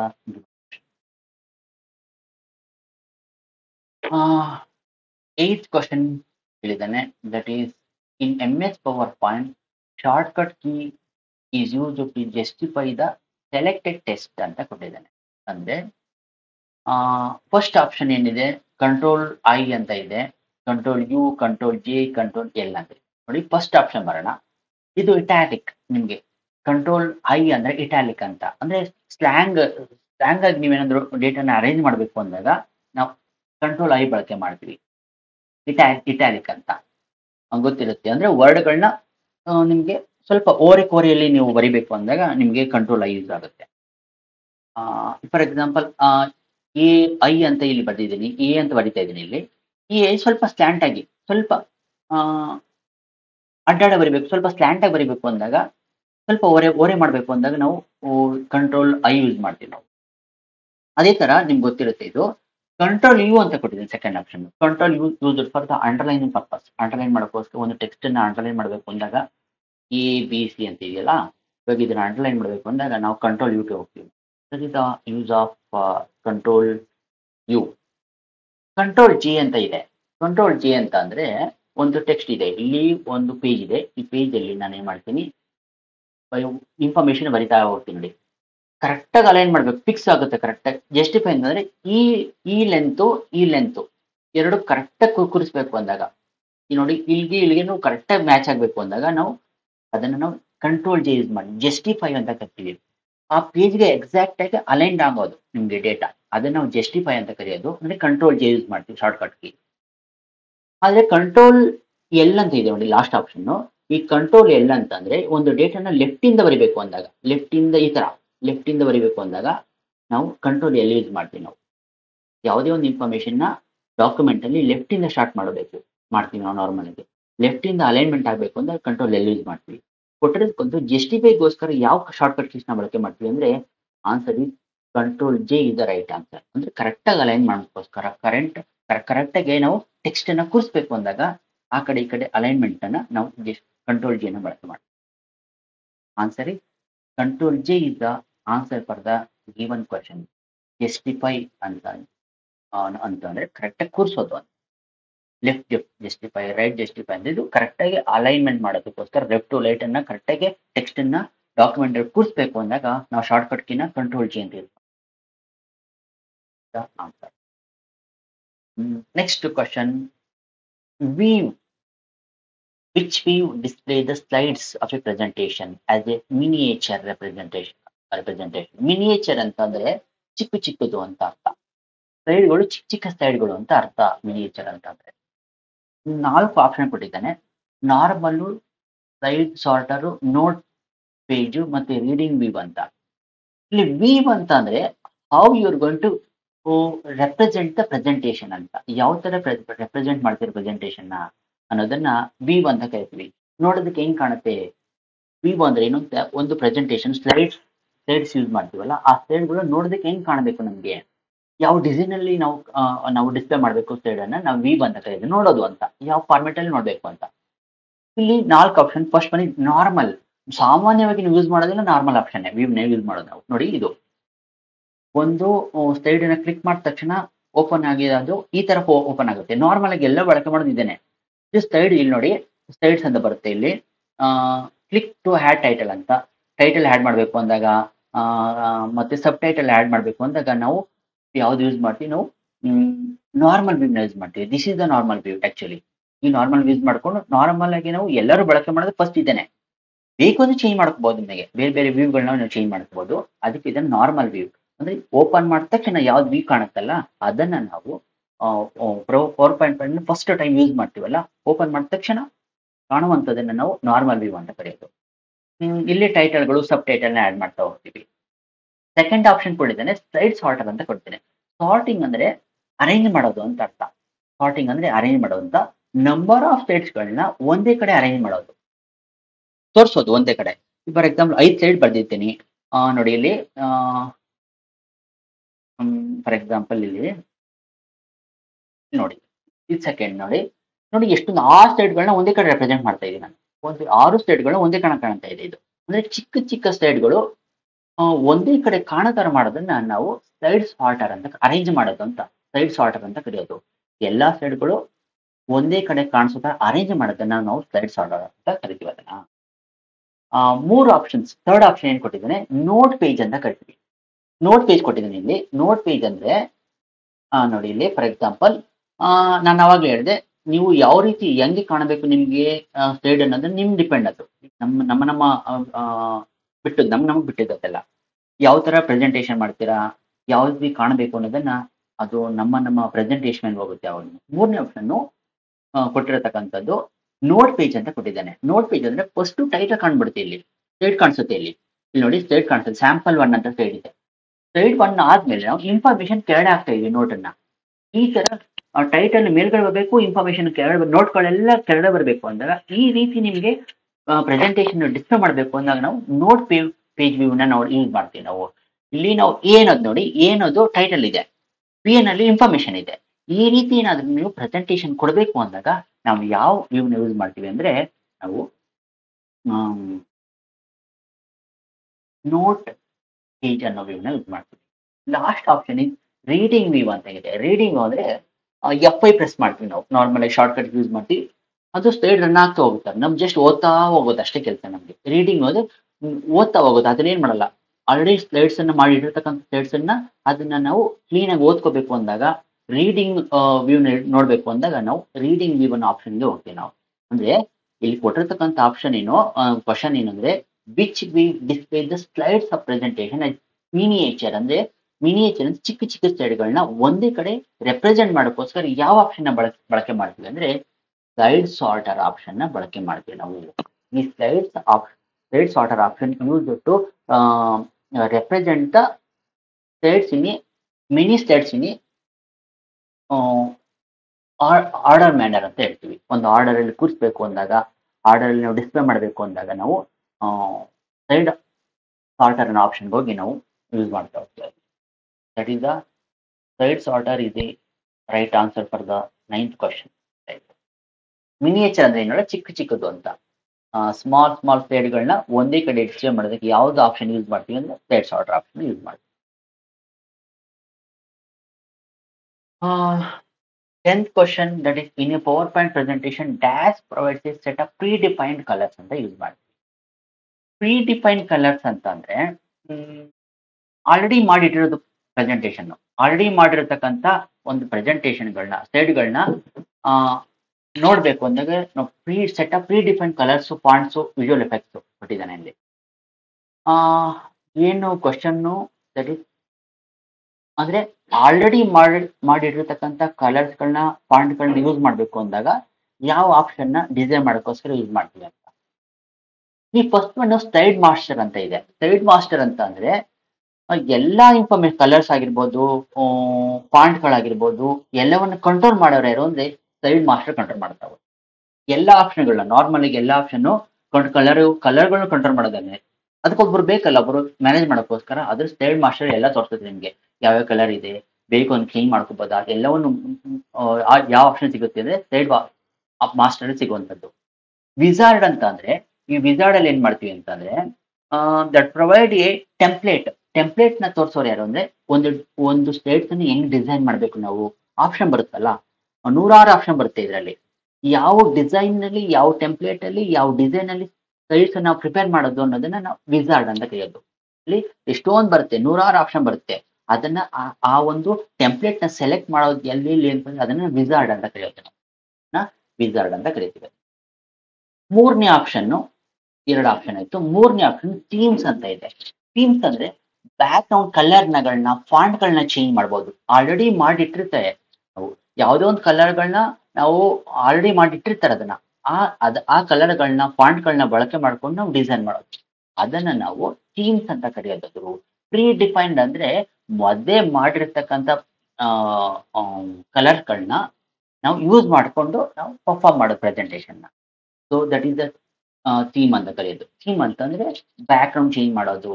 ನೋಡಿ ಫಾರ್ ಎಕ್ಸಾಂಪಲ್ ನೋಡಿ, ಇದನ್ನ ಥೀಮ್ಸ್ ಅಂತ ಕರಿತೀವಿ. ನೋಡಿ ಆಲ್ರೆಡಿ ಮಾಡಿಟ್ಟಿದ್ದಾರೆ ಇದೇ ಫಾರ್ಮೆಟ್ ಅನ್ನ, ನೀವು ಯಾವ ಕಲರ್ ಬೇಕು, ಯಾವ ಡಿಸೈನ್ ಬೇಕು, ಇದೆಲ್ಲ ಚೇಂಜ್ ಮಾಡ್ಕೋಬಹುದು ನೀವು ಬೇಕಾದ್ರೆ. ಬ್ಯಾಕ್ ಗ್ರೌಂಡ್ ಅಲ್ಲಿ ನಾನು ಏನೋ ಒಂದು ಇನ್ಫಾರ್ಮೇಶನ್ ಬರ್ಬಿಟ್ಟಿರ್ತೀನಿ, ಈ ಬ್ಯಾಕ್ ಗ್ರೌಂಡ್ ನ ರೆಡ್ ಕಲರ್ ಚೇಂಜ್ ಮಾಡಬೇಕು, ಬ್ಲೂ ಕಲರ್ ಚೇಂಜ್ ಮಾಡಬೇಕು, ಯೆಲ್ಲೋ ಕಲರ್ ಚೇಂಜ್ ಮಾಡಬೇಕು ಬ್ಯಾಕ್ ಗ್ರೌಂಡ್ ಅನ್ನ.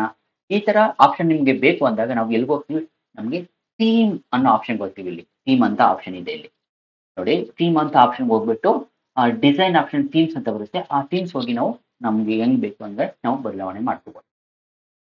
Fourth option that is slides transition ಅಂತ ಕರಿತೀವಿ. ಅಂದ್ರೆ ಅದು ಫಾರ್ಮೆಟ್ ಇದೆ. ಇದು ಕೂಡ ಫಾರ್ಮೆಟ್ ಅಂದ್ರೆ ಒಂದು ಸ್ಲೈಡ್ ಅನ್ನ ಪೂರ್ತಿ ಸ್ಲೈಡ್ ಒಂದ್ ಕಡೆಯಿಂದ ಇನ್ನೊಂದ್ ಕಡೆ ಮೂವ್ ಮಾಡ್ಬೇಕು ಅಂದಾಗ ಆ ಡಿಸೈನ್ ಆಪ್ಷನ್ ನಾವು ಸೆಲೆಕ್ಟ್ ಮಾಡ್ತಾ ಹೋಗ್ತೀವಿ ನಾವು. ಸ್ಲೈಡ್ಸ್ ಟ್ರಾನ್ಸಿಷನ್ ಅಂತ. ಸ್ಲೈಡ್ಸ್ ಟ್ರಾನ್ಸಿಷನ್ ಅಲ್ಲಿ ಒಂದು ಸ್ಲೈಡು ಸಂಪೂರ್ಣವಾಗಿ ಮೂವ್ ಆಗೋದು ನೆಕ್ಸ್ಟ್ ಸ್ಲೈಡ್ಗೆ, ಅದಕ್ಕೆ ನಾವು ಸ್ಲೈಡ್ ಟ್ರಾನ್ಸಿಷನ್ ಅಂತ ಕರೆಯೋದು. ಗಿವನ್ ಕ್ವಶನ್ಗೆ ಕೊಟ್ಟಿರ್ತಕ್ಕಂಥ ಕ್ವಶನ್ ಆನ್ಸರ್ ಏನು ಅಂದ್ರೆ theme is the writer. Theme use ಮಾಡಿ ಆಲ್ರೆಡಿ ಮಾಡಿರ್ತಕ್ಕಂಥ ಪ್ರೀ ಡಿಫೈನ್ಡ್ ಫಂಕ್ಷನ್ಗಳನ್ನ, ಕಲರ್ಗಳನ್ನ, ಫಾಂಟ್ಗಳನ್ನ ಯೂಸ್ ಮಾಡಿಕೊಂಡು ನಾವು ಆಪರೇಷನ್ ನ ಪರ್ಫಾರ್ಮ್ ಮಾಡೋದು ಅಂದ್ರೆ ಪ್ರೆಸೆಂಟೇಷನ್ ನ ಪ್ರೆಸೆಂಟ್ ಮಾಡೋದನ್ನ ನಾವು ಥೀಮ್ಸ್ ಅಂತ ಕರೀತೀವಿ. ಪ್ರೀ ಡಿಫೈನ್ಡ್ ಫಂಕ್ಷನ್ ಯೂಸ್ ಮಾಡ್ಕೊಂಡು ಯಾವುದು ಥೀಮ್ಸ್ ಅನ್ನೋದನ್ನ ನಾವು ಯೂಸ್ ಮಾಡಿ. Answer is theme is the writer. Abbreviation for the KSCLP ಅಂತ ಕೊಟ್ಟಿದೆ. ಯಾವತ್ತೂ ಕ್ವಶನ್ ಕೇಳಿರಲಿಲ್ಲ ಇದುವರೆಗೂ ಇಷ್ಟು ವರ್ಷಗಳಲ್ಲಿ ಯಾವತ್ತೂ ಕೂಡ ಈ ಒಂದು ಕ್ವಶನ್ ನ ಕೇಳಿರಲಿಲ್ಲ. ಇಲ್ಲಿ ಎಲ್ಲಾ ಆಪ್ಷನ್ಗಳು ರಾಂಗ್ ಇದೆ. ಒಂದು the right option Kannada script code for language processing ಅಂತ, that is the right answer for the abbreviation. KSCLP ಅನ್ನೋದು ಅಬ್ರಿವೇಶನ್ ರೈಟ್, ಬೇರೆದೆಲ್ಲ ಆಗಿದೆ. ಇದೆಲ್ಲ ನಾವು ನುಡಿನಲ್ಲಿ ಬಳಕೆ ಮಾಡ್ತೀವಿ. ಕನ್ನಡ ಸ್ಕ್ರಿಪ್ಟ್ ಅನ್ನು ಬರೀಬೇಕು ಅಂದಾಗ ನುಡಿ ಯೂಸ್ ಮಾಡಿಕೊಂಡು ಈ ಒಂದು ಲ್ಯಾಂಗ್ವೇಜ್ ಪ್ರಾಸೆಸ್ ಅನ್ನು ಯೂಸ್ ಮಾಡಿಕೊಂಡು ಆಪರೇಷನ್ ಪರ್ಫಾರ್ಮ್ ಮಾಡ್ತೀವಿ. ಯಾವುದರಲ್ಲಿ? ನುಡಿನಲ್ಲಿ. ಕನ್ನಡ ಸ್ಕ್ರಿಪ್ಟ್ಗಳನ್ನ ನಾವು ಮಾಡಬೇಕು ಅಂದಾಗ ಈ ಒಂದು ಸ್ಕ್ರಿಪ್ಟ್ ನಮಗೆ ಬಳಕೆ ಮಾಡ್ತೀವಿ. That is the answer. First one is the answer for the given. ಇದು ಯಾವುದು ಆಪ್ಷನ್ ಏನು ರೈಟ್ ಆನ್ಸರ್ ಅಲ್ಲ, ಅದೆಲ್ಲ ಚೇಂಜ್ ಮಾಡಿದ್ದಾರೆ. 12th ಕ್ವಶನ್ ಏನಂದ್ರೆ ನುಡಿ from 6.0 is the based on ಕೊಟ್ಟಿದ್ದಾರೆ. ಆಕ್ಚುಲಿ ಗೊತ್ತಿರ್ಬೇಕಾದ್ದು ಏನಂತ ಅಂದ್ರೆ ಕೋಡಿಂಗ್ ಬಗ್ಗೆ ಗೊತ್ತಿರ್ಬೇಕಾಗುತ್ತೆ. ಯಾವ ಕೋಡ್ ಅನ್ನ ನಾವು ನುಡಿನಲ್ಲಿ ಬಳಕೆ ಮಾಡ್ತೀವಿ ಅಂತ ಹೇಳ್ತೀವಿ. ಇಲ್ಲಿ ಯಾವ ಕೋಡನ್ನ ಬಳಕೆ ಮಾಡಲ್ಲ ನುಡಿನಲ್ಲಿ ಬಳಕೆ ಮಾಡೋದು ಒಂದೇನೆ, ದಟ್ ಈಸ್ ಯೂನಿಕೋಡ್ ಅಂತ ಯೂಸ್ ಮಾಡಿದ್ವಿ ನಾವು.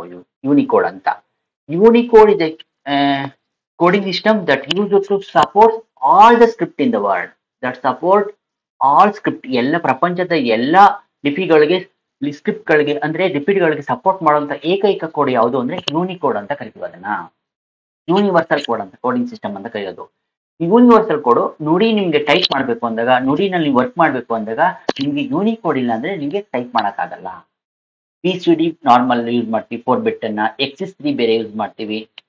ಫಾಂಟ್ ಎಡಿಟಿಂಗ್ ಅಂತ ನಾವು ನಾವು ನಾರ್ಮಲ್ ಆಗಿ ಕೋಡಿಂಗ್ ಸಿಸ್ಟಮ್ ಏನಲ್ಲ ಅದು. ಬಟ್ ನಾರ್ಮಲ್ ಆಗಿ ನುಡಿನಲ್ಲಿ ಯೂಸ್ ಮಾಡುವಂತ ಕೋಡಿಂಗ್ ಸಿಸ್ಟಮ್ ಯಾವುದು ಅಂದ್ರೆ Unicode. Unicode is A universal coding system that supports all the script in the world. ಪ್ರಪಂಚದ ಎಲ್ಲಾ ಲಿಪಿಗಳಿಗೆ, ಕನ್ನಡ ಆಗಿರ್ಬೋದು, ಹಿಂದಿ ಆಗಿರ್ಬೋದು, ತಮಿಳ್, ತೆಲುಗು ಎಲ್ಲಾ ಸ್ಕ್ರಿಪ್ಟ್ಗೂ ಸಪೋರ್ಟ್ ಮಾಡುವಂತ ಏಕೈಕ ಕೋಡ್ ಯಾವುದು ಅಂದ್ರೆ ಯೂನಿಕೋಡ್ ಅಂತ ಕರೀತಾರೆ.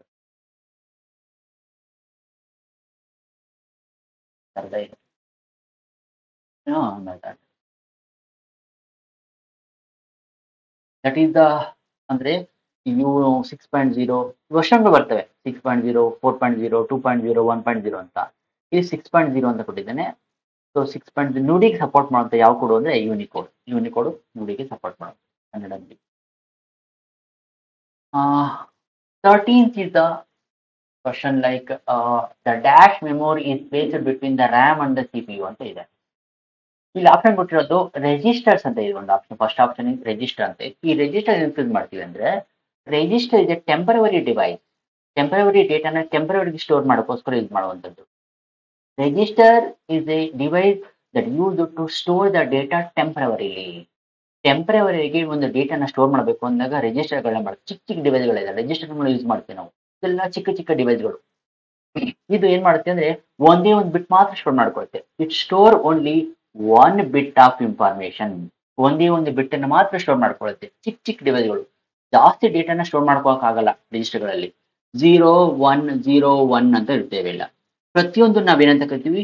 ಬಿಟ್ ಅಂತ ಕರಿತೀವಿ ಇದನ್ನ. ಪ್ರತಿಯೊಂದು ರಿಜಿಸ್ಟರ್ಗಳು ನಾವೇನ್ ಮಾಡುತ್ತೆ ಒಂದೊಂದೇ ಬಿಟ್, ಫ್ಲಿಪ್ ಫ್ಲಾಪ್ ಅಂತ ಕರಿತೀವಿ ಇದನ್ನ. ಫ್ಲಿಪ್ ಫ್ಲಾಪ್ ರಿಜಿಸ್ಟರ್ ಎಲ್ಲ ಒಂದೇನೆ ನಿಮ್ಗೆ. ಇದೆಲ್ಲ ಏನ್ ಮಾಡುತ್ತೆ ಒಂದೊಂದೇ ಬಿಟ್ ಮಾತ್ರ ಸ್ಟೋರ್ ಮಾಡ್ಕೊಳ್ಳುತ್ತೆ. ಲಾರ್ಜ್ ಅಮೌಂಟ್ ಆಫ್ ಡೇಟಾನು ಸ್ಟೋರ್ ಮಾಡೋಕೆ ಆಗಲ್ಲ ಯಾವುದರಲ್ಲಿ? ರಿಜಿಸ್ಟರ್ಗಳಲ್ಲಿ. ಅದೇ ತರ ನೆಕ್ಸ್ಟ್ ROM ಬಗ್ಗೆ ಮಾತಾಡೋಣ. ಫಸ್ಟ್ ಯಾವ್ದಿದೆ, ರಿಜಿಸ್ಟರ್ ಆಗಿದೆ. ROM ಬಗ್ಗೆ ಮಾತಾಡೋಣ. ROM ಅಂದ್ರೆ ರೀಡ್ ಓನ್ಲಿ ಮೆಮೊರಿ ಅಂತ ಕರಿತೀವಿ. ಇದನ್ನ ನಾವು ನಾನ್ ವೋಲಟೈಲ್ ಮೆಮೊರಿ ಅಂತ, ಅಳಿಸಿ ಹೋಗದೇ ಇರುವಂತ ಮೆಮೊರಿಗಳಿದೆಲ್ಲ ರ್ಯಾಮ್ ಅಂತ ನಾನ್ ವೋಲಟೈಲ್ ಮೆಮೊರಿ. ಇದನ್ನ ROM ಅಂದ್ರೆ ಇದು ನಾನ್ ವೋಲಟೈಲ್ ಮೆಮೊರಿ ಅಂತ ಕರಿತೀವಿ. ಅಳಿಸು ಹೋಗದೇ ಇರುವಂತದ್ದು ನಾನ್ volatile ಮೆಮೊರಿಗಳು.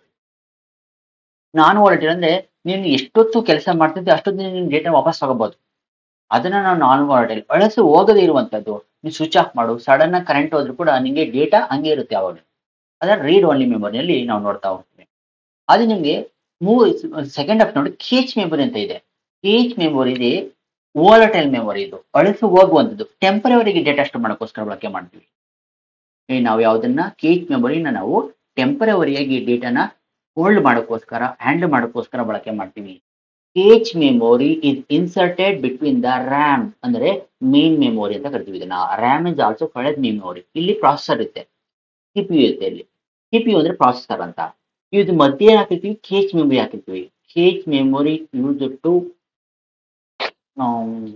That is place between the RAM and the CPU. ಏನಕ್ಕೆ ಪ್ಲೇಸ್ ಮಾಡ್ತೀವಿ ಅಂತಂದ್ರೆ, cache memory is the fastest memory in the computer system that use to execute the data in fastest manner. ಬೇಗ execute ಮಾಡೋಕ್ಕೋಸ್ಕರ ನಾವು ಕೇಚ್ ಮೆಮೊರಿನ ಬಳಕೆ ಮಾಡ್ತೀವಿ. ಇಲ್ಲ ಡಿಲೇ ಆಗ್ತಾ ಹೋಗುತ್ತೆ. ಪ್ರತಿಯೊಂದು ಟೈಮಲ್ಲೂ ಕೂಡ ನಾವು CPU ರ್ಯಾಮ್ ಇಂದ ತಗೋಬೇಕು ಅಂದಾಗ ಡೇಟಾನ ಮೊದಲನೇ ಬಾರಿಗೆ 2 ಸೆಕೆಂಡ್ ತಗೋಬಹುದು, ಸೆಕೆಂಡ್ 3 ಸೆಕೆಂಡ್ 4 ಸೆಕೆಂಡ್ ತಗೋಬಹುದು. ಆ ಟೈಮ್ ನ ರೆಡ್ಯೂಸ್ ಮಾಡಬೇಕು ಅಂದಾಗ ನಾವೇನ್ ಮಾಡ್ತೀವಿ, ಕೇಚ್ ಮೆಮೊರಿನ ಬಳಕೆ ಮಾಡ್ತೀವಿ. Cache memory use to increase the speed of the processor speed ಅನ್ನ ಅಥವಾ CPU ಸ್ಪೀಡ್ ಅನ್ನ ಜಾಸ್ತಿ ಮಾಡಬೇಕು ಅಂದಾಗ ನಾವು ಕೇಚ್ ಮೆಮೊರಿನ ಬಳಕೆ ಮಾಡ್ತೀವಿ. Cache memory is the fastest memory in the computer system that is inserted between the RAM and CPU. CPU ಮತ್ತೆ ರ್ಯಾಮ್ ಮಧ್ಯೆ ಹಾಕಿರ್ತೀವಿ. ಏನಕ್ಕೆ ಹಾಕಿರ್ತೀವಿ, ಸ್ಪೀಡ್ ಅನ್ನ ಜಾಸ್ತಿ ಮಾಡಬಹುದು, to speed up the computer system. Computer system ನ ಸ್ಪೀಡ್ ಅನ್ನ ಜಾಸ್ತಿ ಮಾಡಬೇಕು ಅಂದಾಗ ನಾವು ಕೇಚ್ ಮೆಮೊರಿನ ಬಳಕೆ ಮಾಡ್ತೀವಿ. ಕೊಟ್ಟಿರ್ತಕ್ಕಂಥ ಕ್ವಶನ್ ಆನ್ಸರ್ ಯಾವುದು, cache memory is the right answer. 1%. RAM ಮತ್ತು CPU ನ ನಾವು ಕೇಚ್ ಮೆಮೊರಿ ಮಧ್ಯೆ ಹಾಕಿರ್ತೀವಿ. Right answer. Time 14 question. The time for which a piece of windows device works is called ಅಂತ ಕೊಟ್ಟಿದ್ದಾರೆ. ಫಸ್ಟ್ ಆಪ್ಷನ್ ಆಕ್ಸಿಸ್ ಟೈಮ್ ಅಂತ ಕೊಡ್ತೀವಿ. ಈ ಆಕ್ಸಿಸ್ ಟೈಮ್ ಅಂತ ಅಂದ್ರೆ ಇದು ಪ್ರಾಸೆಸರ್ಗೆ, CPUಗೆ ಸಂಬಂಧಪಟ್ಟ ಒಂದು ವರ್ಡ್. ಇದು time required to access the data from the memory ಅಂತ ಹೇಳ್ತೀವಿ ಇದನ್ನ. ಅಥವಾ time required to store the data into the memory ಅಂತ ಕರಿತೀವಿ. ಅಂದ್ರೆ ಒಂದು ಮೆಮೊರಿಯಿಂದ, ಇದು ಮೆಮೊರಿ ಇದೆ, ಈ ಮೆಮೊರಿಯಿಂದ CPU ಡೇಟಾನ ಆಕ್ಸಿಸ್ ಮಾಡಬೇಕು ಅಂದ್ರೆ ಎಷ್ಟು ಟೈಮ್ ತಗೊಳುತ್ತೆ, ಅಥವಾ CPU ಒಂದು ಮೆಮೊರಿಗೆ ಡೇಟಾ ಸ್ಟೋರ್ ಮಾಡಬೇಕು ಅಂದಾಗ ಎಷ್ಟು ಟೈಮ್ ತಗೊಳುತ್ತೆ, ಆ ಟೈಮ್ ನ ನಾವು ಆಕ್ಸಿಸ್ ಟೈಮ್ ಅಂತ ಕರಿತೀವಿ. ಇದು CPUಗೆ ಅಂದ್ರೆ ಪ್ರಾಸೆಸರ್ಗೆ ಸಂಬಂಧಪಟ್ಟಂತ ವರ್ಡ್. ಇದು CPU ಸಂಬಂಧಪಟ್ಟಂತ ಒಂದು ವರ್ಡ್ ಇದೆ. ಆಕ್ಸಿಸ್ ಟೈಮ್ ಅಂದ್ರೆ time required to access the data ಅಥವಾ store the data into the memory ಅಂತ ಕರಿತೀವಿ. ಸೆಕೆಂಡ್ ಆಪ್ಷನ್ ಬಿಟ್ಟದ್ದು ಸೀಕ್ ಟೈಮ್ ಅಂತ ಕೊಟ್ಟಿದ್ದಾನೆ. ಸೀಕ್ ಟೈಮ್ ಅಂತಂದ್ರೆ that is related to hard disk. ಈ ಒಂದು ವರ್ಡ್ ನಿಮ್ಗೆ ಹಾರ್ಡ್ ಡಿಸ್ಕ್ ಗೆ ಸಂಬಂಧಪಟ್ಟಂತ ವರ್ಡ್. ಇದು ಅಂದ್ರೆ ಹಾರ್ಡ್ ಡಿಸ್ಕ್ ಅಲ್ಲಿ ಇದು ಹಾರ್ಡ್ ಡಿಸ್ಕ್, ಇಂಟರ್ನಲ್ ಸ್ಟ್ರಕ್ಚರಿಂಗ್ ಇರುತ್ತೆ. ಹಾರ್ಡ್ ಡಿಸ್ಕ್ ಟ್ರ್ಯಾಕ್ ಗಳಾಗಿ ನಾವು ಮಾಡ್ಕೊಂಡಿರ್ತೀವಿ. ಪ್ರತಿಯೊಂದು ಟ್ರ್ಯಾಕ್ ಅನ್ನ ನಾವು ಡಿವೈಡ್ ಮಾಡ್ಕೊಂಡಿರ್ತೀವಿ, ಸೆಕ್ಟರ್ ಆಗಿ. ಇದನ್ನ ಟ್ರ್ಯಾಕ್ ಅಂತ ಕರಿತೀವಿ. ಈ ಟ್ರ್ಯಾಕ್ ಅಲ್ಲಿ ಟ್ರ್ಯಾಕ್ ಆಗಿ ಡಿವೈಡ್ ಮಾಡ್ಕೊಂಡಿದೀವಿ. ಸೆಕ್ಟರ್ ಒಳಗಡೆ ಡೇಟಾ ಸ್ಟೋರ್ ಮಾಡ್ತಾ ಹೋಗ್ತೀವಿ. ಸೀಕ್ ಟೈಮ್ ಅಂತಂದ್ರೆ time required to write the data into the track ಅಥವಾ read the data from the track ಅಂತ ಹೇಳ್ತೀವಿ. ಒಂದು ಟ್ರ್ಯಾಕ್ ಇಂದ ಡೇಟಾನ ರೀಡ್ ಮಾಡಬೇಕು ಅಂದಾಗ, ಅಥವಾ ಒಂದು ಟ್ರ್ಯಾಕ್ ಒಳಗಡೆ ಡೇಟಾನ ಹಾಕ್ಬೇಕು ಅಂದಾಗ ನಮಗೆ ಆ ಬೇಕಾಗುವಂತ ಸಮಯವನ್ನ ನಾವು ಸೀಕ್ ಟೈಮ್ ಅಂತ ಕರಿತೀವಿ. Seek time that is related to hard disk. Real time ಅಂತ ಕೊಟ್ಟಿದ್ದಾರೆ ಮೂರನೇ ಆಪ್ಷನ್. ಫಸ್ಟ್ ಆಪ್ಷನ್ ಆಯ್ತು, ಸೆಕೆಂಡ್ ಆಯ್ತು, ಥರ್ಡ್ ಆಯ್ತು. ರಿಯಲ್ ಟೈಮ್ ಅಂತ ಕರಿತೀವಿ. ರಿಯಲ್ ಟೈಮ್ ಅಂದ್ರೆ that is related to operating system. ಇದು ಆಪರೇಟಿಂಗ್ ಸಿಸ್ಟಮ್ಗೆ ಸಂಬಂಧಪಟ್ಟಂತ ಒಂದು ವರ್ಡ್. ಇದು ಕೇಳಿರ್ಬೋದಲ್ಲ, ರಿಯಲ್ ಟೈಮ್ ಆಪರೇಟಿಂಗ್ ಸಿಸ್ಟಮ್ ಅಂತ ಕೇಳಿರ್ಬೋದು. ರಿಯಲ್ ಟೈಮ್ ಅಂದ್ರೆ ಎಕ್ಸಾಕ್ಟ್ ಟೈಮ್ ಅಂತ ಅರ್ಥ. ಎಕ್ಸಾಕ್ಟ್ ಟೈಮ್ ಅಲ್ಲಿ ಒಂಚೂರು ಹೆಚ್ಚು ಕಡಿಮೆ ಆಗಲ್ಲ, ಆ ಪರ್ಟಿಕ್ಯುಲರ್ ಟೈಮ್ ನಲ್ಲಿ ಡೇಟಾ ಎಕ್ಸಿಕ್ಯೂಟ್ ಆಗುತ್ತೆ ಅಂತ ಅರ್ಥ. ಫಾರ್ ಎಕ್ಸಾಂಪಲ್, ಇವಾಗ ಟ್ರಾಫಿಕ್ ಸಿಗ್ನಲ್ ಇರುತ್ತೆ ನೋಡಿ. ಟ್ರಾಫಿಕ್ ಸಿಗ್ನಲ್ ರೆಡ್ ಅಂತ ಇರುತ್ತೆ. 30 ಸೆಕೆಂಡ್ ಆದ್ಮೇಲೆ ಗ್ರೀನ್ ಚೇಂಜ್ ಆಗುತ್ತೆ. For example 30 second green change ಆಗುತ್ತೆ, ಮತ್ತೆ 30 ಸೆಕೆಂಡ್ ಆದ್ಮೇಲೆ ಮತ್ತೆ ರೆಡ್ ಚೇಂಜ್ ಆಗುತ್ತೆ. ಹೆಂಗಾಗುತ್ತೆ ಅಂದ್ರೆ use A real time operating system. ಕೆಲವೊಂದು ಆಪರೇಟಿಂಗ್ ಸಿಸ್ಟಮ್ ಯೂಸ್ ಮಾಡ್ತೀವಿ, that is called real time operating system ಬಳಕೆ ಮಾಡಿಕೊಂಡು ಈ ಆಪರೇಷನ್ ಪರ್ಫಾರ್ಮ್ ಮಾಡುತ್ತೆ. 30 ಸೆಕೆಂಡ್ ಆದ ತಕ್ಷಣ ಏನಾಗುತ್ತೆ, ಗ್ರೀನ್ ಚೇಂಜ್ ಆಗುತ್ತೆ, ಮತ್ತೆ 30 ಸೆಕೆಂಡ್ ಮತ್ತೆ ರೆಡ್ ಚೇಂಜ್ ಆಗುತ್ತೆ. ಈಗ ನೋಡಿ 30 ಸೆಕೆಂಡ್ ಅಂದ್ರೆ ಎಕ್ಸಾಕ್ಟ್ ಟೈಮ್ ಅಲ್ಲಿ ಆಪರೇಷನ್ ಪರ್ಫಾರ್ಮ್ ಆಗ್ತಾ ಹೋಗುತ್ತೆ. ಎಕ್ಸಾಕ್ಟ್ ಟೈಮ್ ಅಲ್ಲಿ ರೆಡ್ ಇಂದ ಗ್ರೀನ್ ಚೇಂಜ್ ಆಯ್ತು, ಗ್ರೀನ್ ಇಂದ ರೆಡ್ ಚೇಂಜ್ ಆಯ್ತು. ಹೆಂಗಾಗುತ್ತೆ ಅಂದ್ರೆ ನಿಮ್ಗೆ ಯಾರು ಸಪೋರ್ಟ್ ಮಾಡ್ಬೇಕು ಅಂದ್ರೆ real time operating system support ಮಾಡಿದ್ರೆ ಮಾತ್ರ ಈ ರೀತಿ ಕೆಲಸ ಆಗೋದು. ರಿಯಲ್ ಟೈಮ್ ಅಂದ್ರೆ ಎಕ್ಸಾಕ್ಟ್ ಟೈಮ್ ಅಲ್ಲಿ ಆಪರೇಷನ್ ಪರ್ಫಾರ್ಮ್ ಆಗೋದನ್ನ ನಾವು ರಿಯಲ್ ಟೈಮ್ ಅಂತ ಕರೆಯೋದು. ಲಾಸ್ಟ್ ಒನ್ ಕೊಟ್ಟಿದ್ದೇನೆ, ಎಫೆಕ್ಟಿವ್ ಟೈಮ್ ಅಂತ ಕೊಟ್ಟಿದ್ದೇನೆ. ಯಾವುದೇ ಒಂದು ನೋಡಿ ಕೊಟ್ಟಿರೋ ಕ್ವಶನ್ ನೋಡಿ, time for which a piece of windows device box ಅನ್ನ ಕೊಟ್ಟಿದ್ದಾರೆ. ಅಂದ್ರೆ ಯಾವುದೇ ಒಂದು ಸಿಸ್ಟಮ್ ಕೆಲಸ ಮಾಡಬೇಕು ಅಂದಾಗ, ಯಾವ ಚಿಕ್ಕ ಆಪರೇಷನ್ ಆಗಲಿ ದೊಡ್ಡ ಆಪರೇಷನ್ ಪರ್ಫಾರ್ಮ್ ಮಾಡಬೇಕು ಅಂದಾಗ ಕೆಲವೊಂದು ಸಮಯ ಅಂತ ಬೇಕಾಗುತ್ತೆ. ಆ ಸಮಯವನ್ನ ಏನಂತ ಕರಿತೀವಿ ಅಂತ ಕ್ವಶನ್ ಕೇಳಿದ್ದಾನೆ. ಈಗ ಆ ಸಮಯವನ್ನ ನಾವು ಸಿಸ್ಟಮ್ ಟೈಮ್ ಅಂತ ಕರೆಯೋದು. ಸಿಸ್ಟಮ್ ಟೈಮ್ ಅಂತಂದ್ರೆ ಆಲ್ಸೋ ಕಾಲ್ಡ್ ಎಫೆಕ್ಟಿವ್ ಟೈಮ್ ಅಂತ ಕರಿತೀವಿ ಅದನ್ನ. ಆಲ್ಸೋ ಸಿಸ್ಟಮ್ ಟೈಮ್ ಅಂದ್ರೆ ಒಂದು ಸಿಸ್ಟಮ್ ಯಾವುದೇ ಒಂದು ಡೇಟಾವನ್ನ ಎಕ್ಸಿಕ್ಯೂಟ್ ಮಾಡಬೇಕಾದ್ರೆ ಆ ಬೇಕಾಗುತ್ತಲ್ಲ ಟೈಮು, ಆ ಟೈಮ್ ನ ಏನಂತ ಕರಿತೀವಿ, ಎಫೆಕ್ಟಿವ್ ಟೈಮ್ ಅಥವಾ ಸಿಸ್ಟಮ್ ಟೈಮ್ ಅಂತ ಕರೆಯೋದು. ಒಂದು ಫಾರ್ ಎಕ್ಸಾಂಪಲ್ ಇವಾಗ ಎ ಪ್ಲಸ್ ಬಿ ಅಂತ ಡೇಟಾ ಇದೆ. ಎ ಪ್ಲಸ್ ಬಿ ಅನ್ನೋ ಡೇಟಾ ಎಕ್ಸಿಕ್ಯೂಟ್ ಆಗಬೇಕು ಅಂದಾಗ ಫಾರ್ ಎಕ್ಸಾಂಪಲ್ 2 ಮಿಲಿ ಸೆಕೆಂಡ್ ತಗೋಬಹುದು, ಇಲ್ಲ 4 ಮಿಲಿ ಸೆಕೆಂಡ್ ತಗೋಬಹುದು. ಈ ಬೇಕಾದ ಒಂದು ಸಮಯ ಇದೆಲ್ಲ, ಇದನ್ನ ನಾವು ಎಫೆಕ್ಟಿವ್ ಟೈಮ್ ಅಂತ ಕರೆಯೋದು. 2 ಮಿಲಿ ಸೆಕೆಂಡ್ ತಗೋಬಹುದು, 4 ತಗೋಬಹುದು, 6 ಸೆಕೆಂಡ್ ತಗೋಬಹುದು. ಈ ತರ ಎಷ್ಟು ಟೈಮ್ ಬೇಕಾಗುತ್ತಲ್ಲ ಆ ಟೈಮ್ ಅನ್ನ ನಾವು ಸಿಸ್ಟಮ್ ಟೈಮ್ ಅಥವಾ ಎಫೆಕ್ಟಿವ್ ಟೈಮ್ ಅಂತ ಕರಿತೀವಿ. ಕೊಟ್ಟಿರತಕ್ಕಂಥ ಕ್ವಶನ್ಗೆ ಆನ್ಸರ್ ಇಸ್ ಎಫೆಕ್ಟಿವ್ ಟೈಮ್ ಈಗ ಅಥವಾ ಸಿಸ್ಟಮ್ ಟೈಮ್ ಅಂತ ಕರಿತೀವಿ. ರೈಟ್ ಆನ್ಸರ್ ಎಫೆಕ್ಟಿವ್ ಟೈಮ್ ಅಥವಾ ಸಿಸ್ಟಮ್ ಟೈಮ್ ಅನ್ನೋದನ್ನ ನಾವು 14th ಕ್ವಶನ್ಗೆ ಆನ್ಸರ್. 15th ಕ್ವಶನ್ ಬರೋಣ. ಇಲ್ಲಿ which of the following is not A margin for the document file ಅಂದ್ರೆ ಕೊಟ್ಟಿದ್ದಾನೆ. ಮಾರ್ಜಿನ್ ಯಾವುದು ಆಪ್ಷನ್ ಇಲ್ಲ ಅಂತ ಕೊಟ್ಟಿರ್ತಕ್ಕಂಥದ್ದು.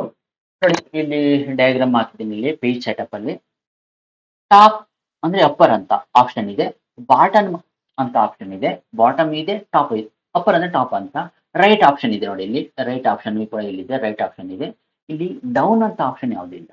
ಸೊ ಹಾಗಾಗಿ ಆನ್ಸರ್ ಯಾವುದು, ಡೌನ್ ಆಪ್ಷನ್ ಇದೆ right answer, which is not A margin ಅಂತ ಕೊಟ್ಟಿದ್ದಾನೆ.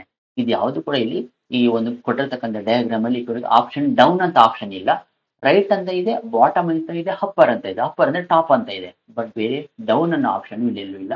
ಹಾಗಾಗಿ down is the answer for the given ಕೊಟ್ಟಿರ್ತಕ್ಕಂಥ ಕ್ವಶನ್ಗೆ ಆನ್ಸರ್ ಯಾವುದು ಅಂದ್ರೆ down. 16th question, shortcut key ಯಾವ್ದು ಬಳಕೆ ಮಾಡ್ತೀವಿ ಸ್ಪೆಲ್ ಚೆಕ್ ಮಾಡೋಕ್ಕೋಸ್ಕರ? ಸ್ಪೆಲ್ಲಿಂಗ್ ಚೆಕ್ ಮಾಡೋಕ್ಕೋಸ್ಕರ ಶಾರ್ಟ್ಕಟ್ ಕೀನ ಯಾವ್ದನ್ನ ಬಳಕೆ ಮಾಡ್ತೀವಿ ಅಂತ ಕೊಟ್ಟಿರ್ತಕ್ಕಂಥ question.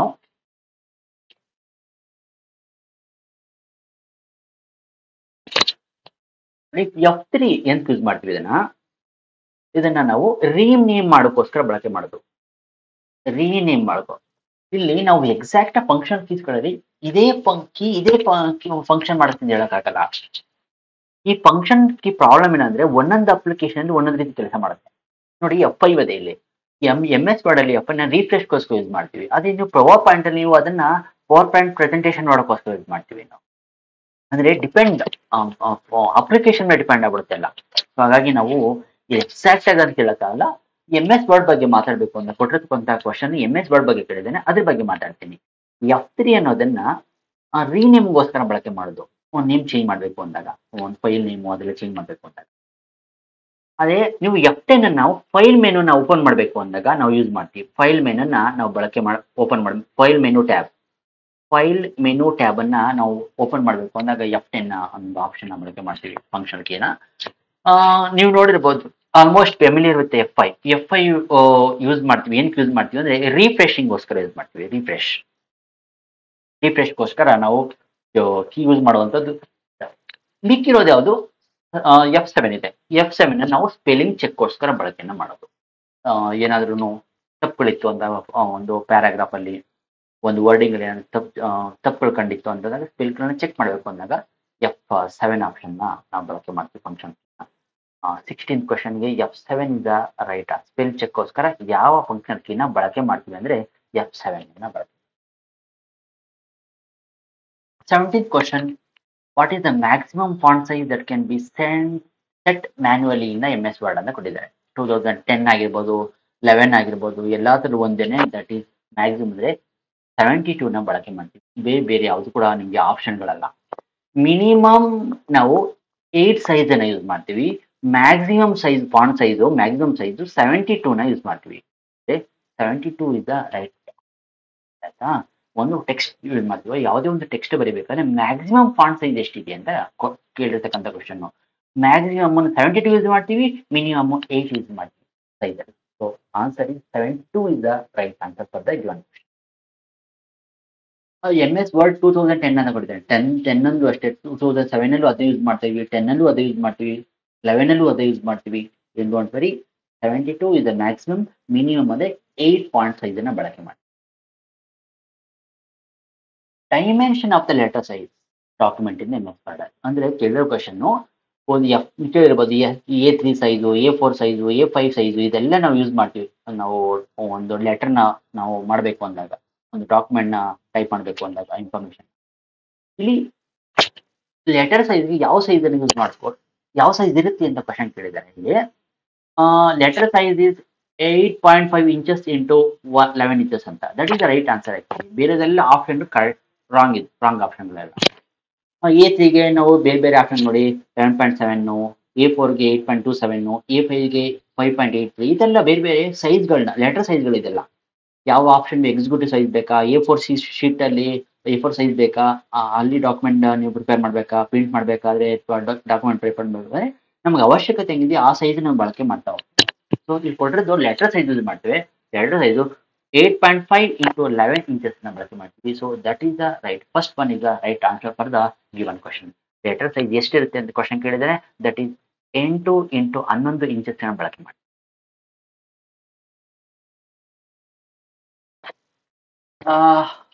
Next question, that is, which page setup feature can be used to create a newspaper document like document ಅಂತ ಕೇಳಿರೋದು MS Word ಅಲ್ಲಿ. ನಮ್ಗೆ ಯಾವುದೇ ಒಂದು ನ್ಯೂಸ್ ಪೇಪರ್ ಆಗಿರ್ಬೋದು, ಯಾವುದೇ ಒಂದು ಇನ್ಫಾರ್ಮೇಶನ್ ಟೈಪ್ ಮಾಡಬೇಕಾದ್ರೆ ಮೊದಲು ಕಾಲಮ್ಗಳನ್ನ ನಾವು ರೆಫರೆನ್ಸ್ ತಗೋಬೇಕಾಗತ್ತೆ. ಕಾಲಮ್ನಲ್ಲೇ ನೀವು ಏನೇ ಒಂದು ಇನ್ಫಾರ್ಮೇಶನ್ ಬರೆಯೋದೆಲ್ಲ ಮಾಡ್ತಾ ಹೋಗ್ತೀವಿ. ಈ ನ್ಯೂಸ್ ಪೇಪರ್ ನೋಡಿ, ಇಲ್ಲಿ ನ್ಯೂಸ್ ಪೇಪರ್ ಇರುತ್ತೆ, ಇಲ್ಲಿ ಕಾಲಮ್ ಸೆಟಪ್ ಮಾಡ್ಕೋಬೇಕು. ಪಕ್ಕದಲ್ಲಿ ಒಂದು ಕಾಲಮ್ ಇರುತ್ತೆ, ಇನ್ನೊಂದು ಏನೋ ಈ ತರ ಒಂದು ಕಾಲಮ್ ಇರುತ್ತೆ. ಈ ತರ ನಿಮ್ಗೆ ಸೆಟಪ್ ಮಾಡ್ತಾ ಹೋಗೋದು. ಫಸ್ಟ್ ನಿಮ್ಗೆ ಆಪ್ಷನ್ ಬೇಕಾದ್ರೆ ನಿಮ್ಗೆ ಕಾಲಮ್ ಆಪ್ಷನ್ಗಳು. ಕಾಲಮ್ ನೀವು ಪ್ಲೇಸ್ ಮಾಡಿಲ್ಲ ಅಂದ್ರೆ ನೀವು ಇನ್ಫಾರ್ಮೇಶನ್ ಟೈಪ್ ಮಾಡೋಕ್ಕಾಗಲ್ಲ. ಹಾಗಾಗಿ column is the right option. Table margin ಎಲ್ಲ ಲಾಸ್ಟ್, ಅದೆಲ್ಲ ಪೇಪರ್ ಸೋರ್ಸ್ ಅಂತ ಏನಿಲ್ಲ. ಟೇಬಲ್ ಮಾರ್ಜಿನ್ ಅವಶ್ಯಕತೆ ಬಿದ್ದರೆ ಮಾತ್ರ ನಾವು ತಗೊಳ್ತೀವಿ, ಮಾರ್ಜಿನ್ ಸೆಟಪ್ ಮಾಡ್ಕೊಳ್ತೀವಿ. ಆಫ್ಟರ್ ಫ್ರೇಮಿಂಗ್ ದ ಡಾಕ್ಯುಮೆಂಟ್ ಎಲ್ಲ ಕರೆಕ್ಟಾಗಿ ಫ್ರೇಮ್ ಆದ್ಮೇಲೆ ಮಾರ್ಜಿನ್ ಎಷ್ಟಿರಬೇಕು ಅನ್ನೋದನ್ನ ಆಮೇಲೆ ಮಾಡ್ಕೊಳ್ತೀವಿ ನಾವು.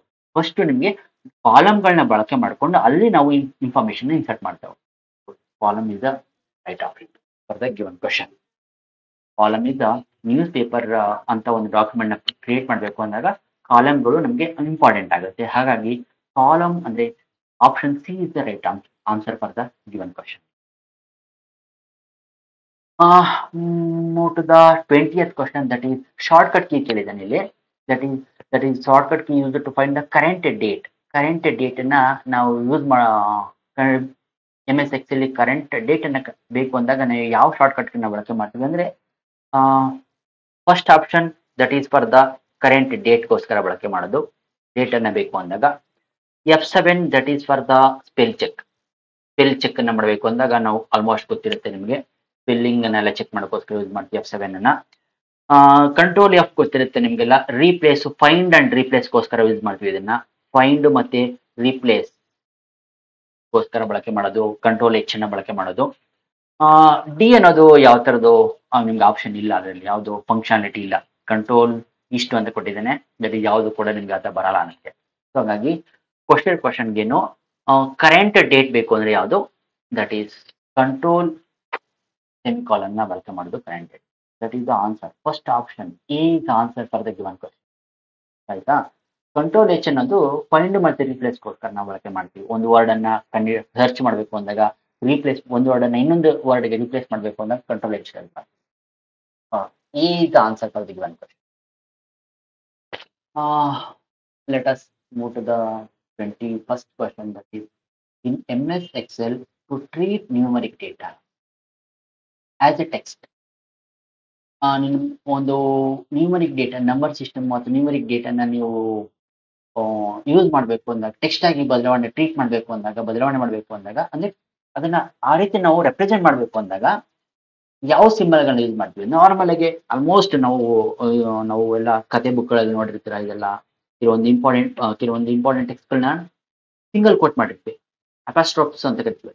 ಅಪಾಸ್ಟ್ರೋಫ್ಸ್ ಅಂತ ಕರಿತೀವಿ. ಸೊ ಯಾವುದೇ ಒಂದು ಟೆಕ್ಸ್ಟ್, ಫಾರ್ ಎಕ್ಸಾಂಪಲ್ ನಾವು ಕೊಟ್ಟಿರೋದು 1 2 3 ಅಂತ ಒಂದು ನ್ಯೂಮರಿಕ್ ಡೇಟಾ ಇದೆ. ಇದನ್ನ ಟೆಕ್ಸ್ಟ್ ಆಗಿ ರೆಪ್ರೆಸೆಂಟ್ ಮಾಡೋದಂದ್ರೆ ಸಿಂಗಲ್ ಕೋಟ್ ಅನ್ನು ಯೂಸ್ ಮಾಡ್ತೀವಿ. ಸಿಂಗಲ್ ಕೋಟ್ ಅಪಾಸ್ಟ್ರೋಫ್ಸ್ ಅಂತ ಕರಿತೀವಿ. That indicate the text format ಅಂತ ಅರ್ಥ. ಇದನ್ನ ಟೆಕ್ಸ್ಟ್ ಫಾರ್ಮೆಟ್ ಅಂತ ಕರೆಯುತ್ತಾರೆ. ಅಂದ್ರೆ for example ABC single quote use ಮಾಡ್ತೀವಿ. ಯಾವುದೇ ಒಂದು ಡೇಟಾವನ್ನ MS Excel ಅಲ್ಲಿ ನ್ಯೂಮರಿಕ್ ಡೇಟಾ ಆಗಿರ್ಬೋದು ಅದನ್ನೆಲ್ಲ ನಾವು ಟೆಕ್ಸ್ಟ್ ಫಾರ್ಮೆಟ್ ಅಲ್ಲಿ ರೆಪ್ರೆಸೆಂಟ್ ಮಾಡಬೇಕು ಅಂದಾಗ ನಾವು ಸಿಂಗಲ್ ಕೋಟ್ ಅಥವಾ ಅಪಾಸ್ಟ್ರೋಫ್ಸ್ ಗಳನ್ನ ಬಳಕೆ ಮಾಡ್ತೀವಿ. That is answer is C is the right answer for the one question. ಒಂದು ಕ್ವಶನ್ಗೆ ಆನ್ಸರ್ ಯಾವುದು ಅಂದ್ರೆ ಫಸ್ಟ್ ಅಂದ್ರೆ ಸಿಂಗಲ್ ಕೋಟ್ ಅನ್ನ ನಾವು ಬಳಕೆಯನ್ನ ಮಾಡ್ತೀವಿ. ಸೆಮಿಕಾಲನ್, ಎಕ್ಸ್ಕ್ಲಮೇಟರಿ ಮಾರ್ಕ್ಸ್, ಹ್ಯಾಶ್ ಎಲ್ಲ ಏನು ಬಳಕೆ ಮಾಡಲ್ಲ. ಹ್ಯಾಶ್ ಅನ್ನೆಲ್ಲ ನಿಮ್ಗೆ ಏನಾದ್ರು ಡೇಟಾ ರೆಪ್ರೆಸೆಂಟೇಷನ್ ರಾಂಗ್ ಇದೆ ಹ್ಯಾಶ್ ತೋರಿಸುತ್ತೆ. ಬಟ್ ನಾರ್ಮಲ್ ಆಗಿ ಯೂಸ್ ಇಲ್ಲ. ರಾಂಗ್ ಇನ್ಫಾರ್ಮೇಶನ್ ನೀವು ಒಂದು ಯಾವುದು ಫಂಕ್ಷನ್ ರಾಂಗ್ ರೆಪ್ರೆಸೆಂಟ್ ಮಾಡಿದಾಗ, ಡೇಟಾ ರಾಂಗ್ ರೆಪ್ರೆಸೆಂಟೇಷನ್ ಮಾಡಿದಾಗ ಹ್ಯಾಶ್ ಫಂಕ್ಷನ್ ಆಟೋಮೆಟಿಕ್ ತೋರಿಸ್ಕೊಡುತ್ತೆ. ಈ ಕೊಟ್ಟಿರ್ತಕ್ಕಂಥ ಕ್ವಶನ್ ಅಲ್ಲಿ ಸಿಂಗಲ್ ಕೋಟ್ ಅಂದ್ರೆ ಅಪಾಸ್ಟ್ರೋಫ್ಸ್ಗಳು ನಿಮಗೆ ನ್ಯೂಮರಿಕ್ ಡೇಟಾ ಟೆಕ್ಸ್ಟ್ ಆಗಿ ರೆಪ್ರೆಸೆಂಟ್ ಮಾಡೋಸ್ಕೋಸ್ಕರ ಬಳಕೆ ಮಾಡಿ. That is the answer. Next 22 question ಏನಿದೆ, what is the earliest date format for the MS Excel understand ಅಂತ. ಅಂದ್ರೆ ಮ್ಯಾಕ್ಸಿಮಮ್ ಡೇಟ್ ಎಷ್ಟಿತ್ತು ಅಂತ ಕೇಳಿದ್ದಾನೆ. ಯಾವುದು MS Excel ಅಲ್ಲಿ ನಾವು ಜನವರಿ 1 1000, ಜನವರಿ 1 1900, 2000, 1100 ಕೇಳಿದ್ರು. Right option C is the right option for the given. ಮೊದಲೆಲ್ಲ ನಾವು 1900 ಬಳಕೆ ಮಾಡ್ತೀವಿ. ಜನವರಿ 1 1900 ಲಾಸ್ಟ್ ಇತ್ತು ಇವಾಗ. ಬಟ್ ಪ್ರೆಸೆಂಟ್ ಯೂಸ್ ಮಾಡ್ತೀವಲ್ಲ, ಪ್ರೆಸೆಂಟ್ ಯೂಸ್ ಮಾಡ್ತಿರೋದು ಡಿಸೆಂಬರ್ 31 9909 ಯೂಸ್ ಮಾಡ್ತೀವಿ ಪ್ರೆಸೆಂಟ್ ಸ್ಟೇಜ್ ಅಲ್ಲಿ. ಅರ್ಲಿಯಸ್ಟ್ ಹೇಳಿದೆ ಮಧ್ಯ ಯಾವ್ದು ಯೂಸ್ ಮಾಡ್ತಾ ಇದ್ದೀವಿ ಡಾಕ್ಯುಮೆಂಟ್ ಅಲ್ಲಿ ಅಂತ, MS Excel ಅಂತ. MS Excel ಅಲ್ಲಿ 1900 ಬಳಕೆ ಮಾಡ್ತಾ ಇದ್ವಿ. ನಾವು ಪ್ರೆಸೆಂಟ್ ಯೂಸ್ ಮಾಡ್ತಾ ಇರೋದು December 31 1999 is the last date. ಅಂದ್ರೆ ಡೇಟ್ ಅಪ್ಡೇಟ್ ಮಾಡಿದ್ದಾರೆ ಇವಾಗ 9999 ಅಂತ. ನಾವು ಇವಾಗ ಎಷ್ಟಿರೋದು 2024 ಇದ್ದೀವಿ. ಅಂದ್ರೆ ನಿಮ್ಗೆ 9000ವರೆಗೂ ನಾವು ಅಪ್ಡೇಟ್ ಮಾಡುವಂತ ಅವಶ್ಯಕತೆ ಇಲ್ಲ ಅಂತ ಅರ್ಥ. ಅಲ್ಲಿವರೆಗೂ ನಿಮ್ಗೆ ಆಪ್ಷನ್ ಸಿಗುತ್ತೆ ಇಲ್ಲಿ 9999. ಕ್ವಶನ್ ಕೇಳೋದು ಮೊದಲು ಯಾವ್ದು ಯೂಸ್ ಮಾಡ್ತಾ ಇದ್ವಿ ಅಂತ. ಮೊದಲು ಯೂಸ್ ಮಾಡ್ತಾ ಇದ್ದು ಜನವರಿ 1 1900 ಅಷ್ಟೇ ಯೂಸ್ ಮಾಡ್ತಾ ಇದ್ವಿ.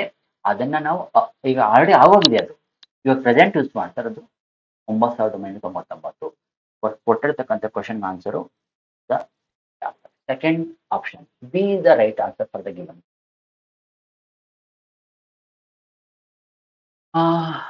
23.